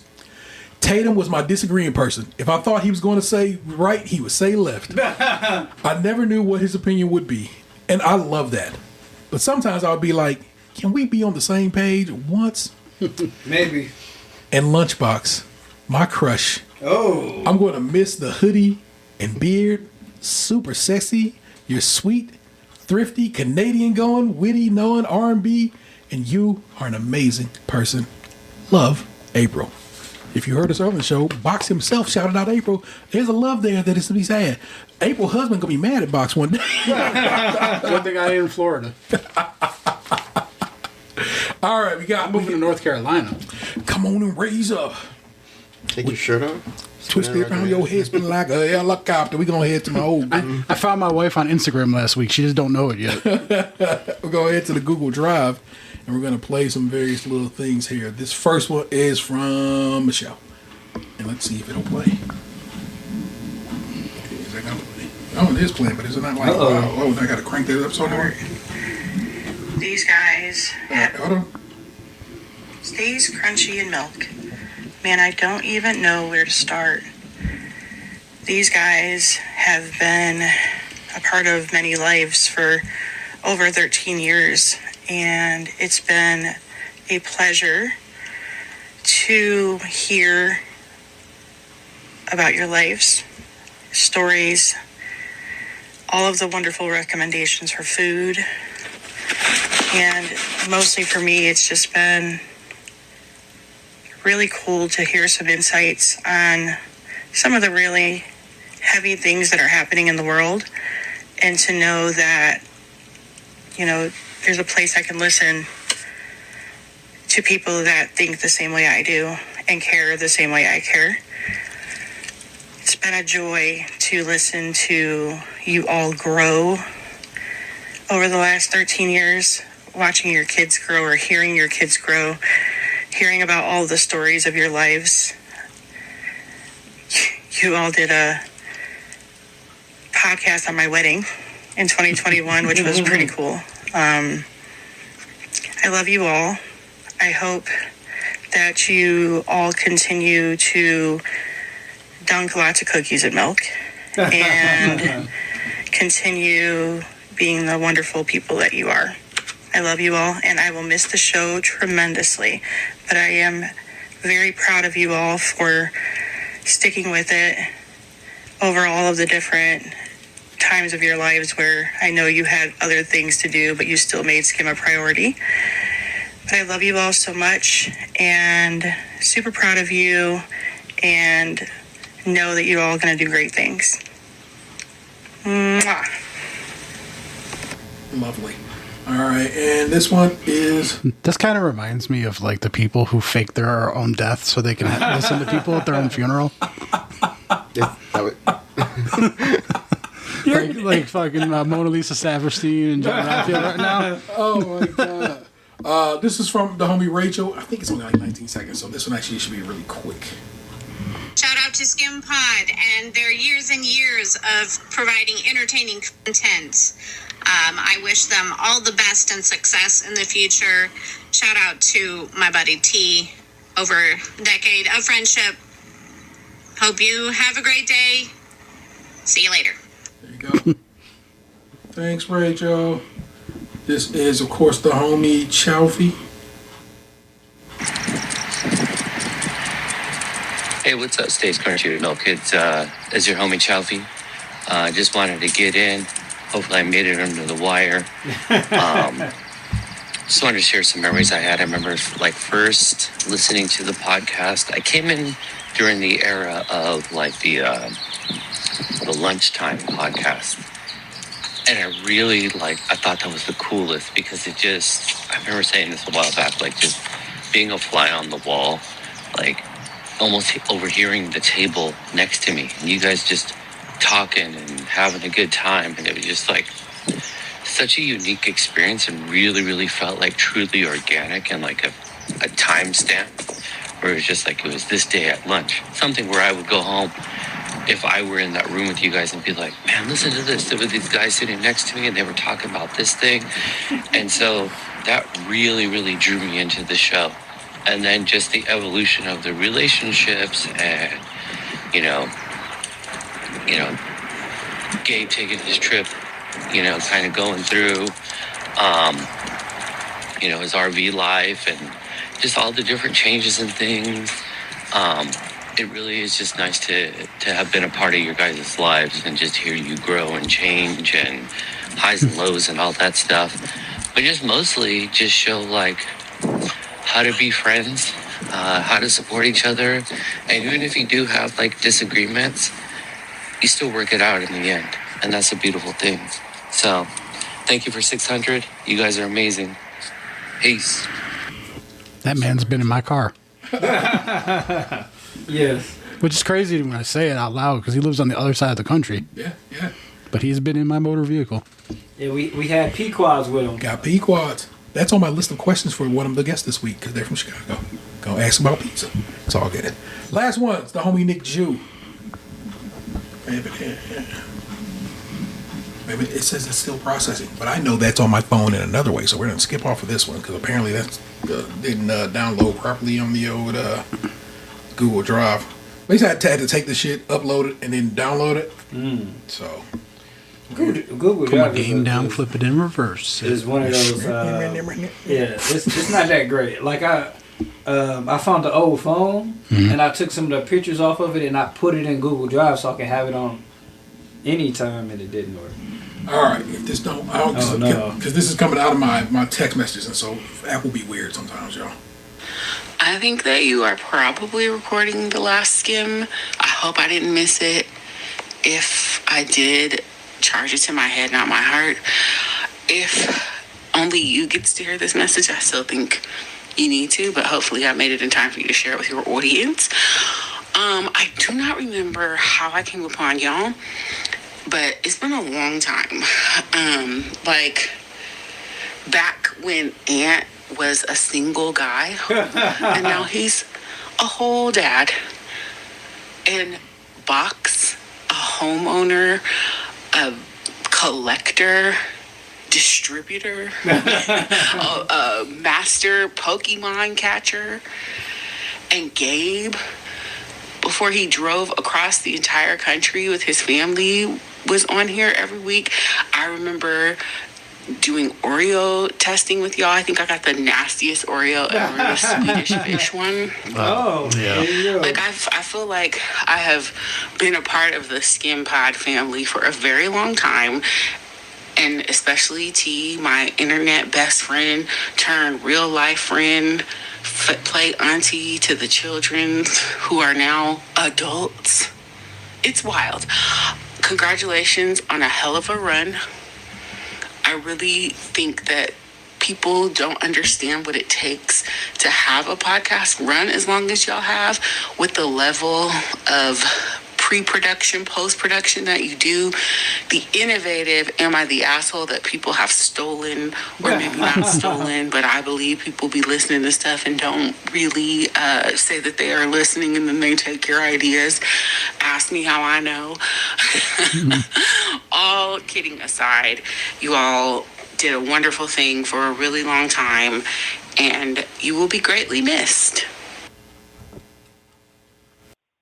So I guess I'm doing this voice note to, like, send you all off now that he's too big to hang out with his people now and all that, and he's so famous, he just forgot all of us. So I guess, like, goodbye. No more talking about taco titties and 10 grand an inch. God. But it was a really good run, and you guys were some of the best podcasts I've ever listened to. Either way. Go out there and kick some ass. And there you go, people. Yeah. Thank you, everyone. Thank you, everybody who for the kind words. Thank you for showing love and being a part of what we do here. It has been a delight. Like, it is rare that it got, like I said, the last few go arounds, it just was like, good Lord. Sure. All right, come on, Box. Let's get it done. Yeah, it was a struggle. The ones we do in the house are always great. When I be like, all right, let's come and do it live, always a good time. But the ones we was like... Yeah, you and I in our basements, or your dining room in my basement, by ourselves for the last, like... I was just doing it to do it. We do it because we do it. Yeah. We were committed to our ideal. We were committed to the notion. We said it's like we said we'd be here, and we were. We made a commitment and we stuck to it. But yeah, it was tough. It was. But like I said, even on those tough ones, it was me talking to one of my best friends in the world, having a good chop it up, making sure he was well, and making sure I was well. And just sliding through and doing the damn thing, man. I think that is something that's so brilliant. And it's like, I worry, like, I ain't gonna talk to him as much as I used to, but I'm like, we're going on a road trip next month. What the fuck you talking about? Like, then after that, we won't talk to each other. I only got to pretend for another 3 weeks. But I know how great this has been. And clean as day when and me in an aisle at our job when we used to work in an office, and he like, I don't know this name. What about Stage Crunchy Milk? And it might as well have been a lightning bolt that struck me right then and there. I was like, hell yeah, Stage Crunchy Milk, because I'm a guy who grew up, with my man Captain Crunchy yelling that out. You know what I'm saying? The whole point was it stayed crunchy milk when most cereals got soggy real fast. He had enemies that were called the Soggies. Does this mean that it took 600 episodes for us to become soggy? I mean, we're still crunchy. We were crunchy for a long fucking time. We're just not crunchy in milk anymore. We're crunchy in bourbon. We go to Box with this idea, and Box like, I don't fucking know, man. And then he really was, but he was down, but he was also like, come on, man. I didn't really have a say in anything. I've known y'all a year. I don't know y'all like y'all think y'all know me, but he was still like, fuck it. And that's exactly, and I like that you were just like, fuck it. Because you didn't have to. You could have been like, no, my guys, I won't be joining this little mission. But you didn't. You're like, all right, I'm down. And I'm like, you guys are using my mic, so I gotta be on the show. Or I'm taking my ball home. That's the same mic that I've been using to record. This is how shitty I am T bought me a brand new snowball a couple years ago to set up for recording, and I've still been using that same fucking snowball this whole time. The bitch work. So what I'm supposed to do? The microphone do what it's supposed to do, y'all. I can't be mad about it, but he could have used a better microphone. He just was like, well, the thing was, I finally put that thing on the arm. I remember, but then like I had nowhere to really like hook it to, and I didn't want to undo my setup. Yeah. So I just kept using the snowball because it was easier. Yeah. So that's what's Dies, up he with that. dies. So then we go over to this guy, right? And I told you, like I just said, he was like on one. on one whatever. One what? What is the word I want there? Condition? Condition is the word I wanted there. Thank you, sir. On one condition, you spell it with a K. So it abbreviates to skim, like skim milk. And I'm like, bet. Because we had at that point, we got a little acronym for skim, stays, crunchy, in milk. It's what we've done. Thank you, my amazing partner, for all that you have contributed to this show. You say I don't say it out loud to you, so here I am saying it directly to you. You taught me how to edit, both video and audio. You taught me how to make sure I have notes prepared. So I never came into a show freestyling, ever. I'm always prepared for this shit. To this day, if y'all knew the notes that I write up for KP, you'd be like, damn, man, that's a lot of pages of notes. But it's a reason I do that shit. It's so we provide for you some entertainment, hopefully some dope shit. We was never as big as we wanted to be. Man, I wish we was massive and everybody was like, those motherfuckers was crazy. Do you still have them? All the notes? Oh, every one of these is typed up on my computer. Yeah, I don't got the paper ones for everything because after a while you still got them all typed up and everything. Yeah, every single You one. should put them in a book. Maybe Sell it. I like you, but it was there's a point to it. You know what I'm saying? It was so we made sure, even if we weren't massive, those who did get down with us and support us and show and come through would get a good meal. It's not quite breakfast, it's not quite lunch, but it comes with a slice of cantaloupe at the end. You don't get what you get at lunch, but you get a good meal. Fucking cantaloupe. I always have to do a Simpsons reference. It's been a thing we've been doing unintentionally, but kind of intentionally. You know what I'm saying? So if you see a little gif in the video edit of this show with my man talking to Marge about eating a good meal. I only really know the seed and feed.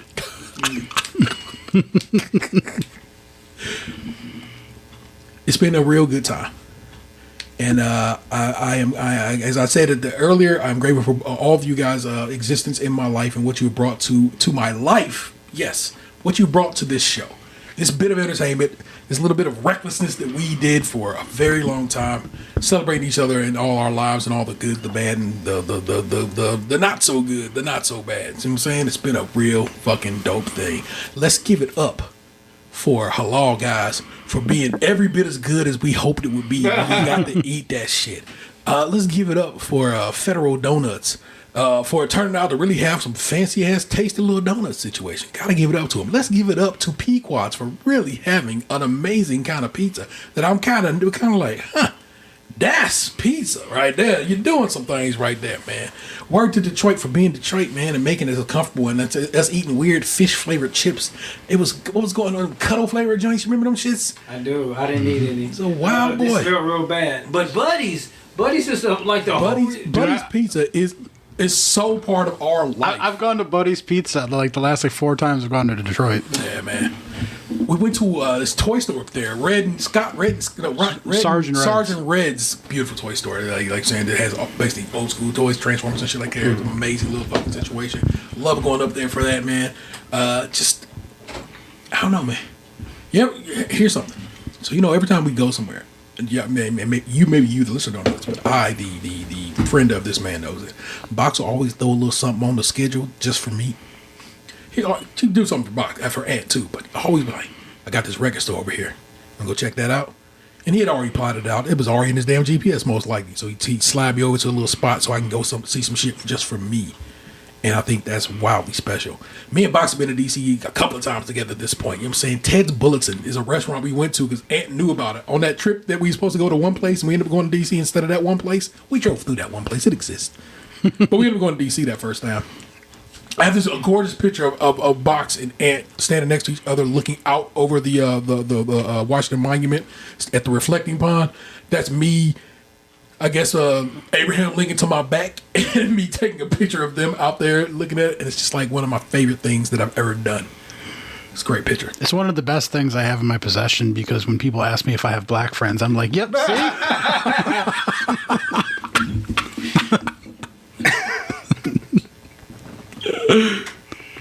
This is us in front of Martin Luther King.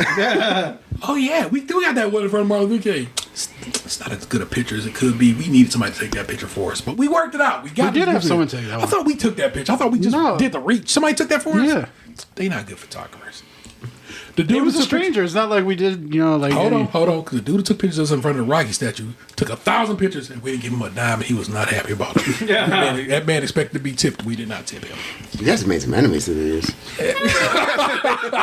If we have one enemy, I guess it's him. But Yeah. We thanked them, though. We were grateful. Some say words are worth 1,000. $? Sure. Yeah. That's the ticket. Worth 1,000. I'm better for it having done this show. I've guested on a bunch of people's shows over the years.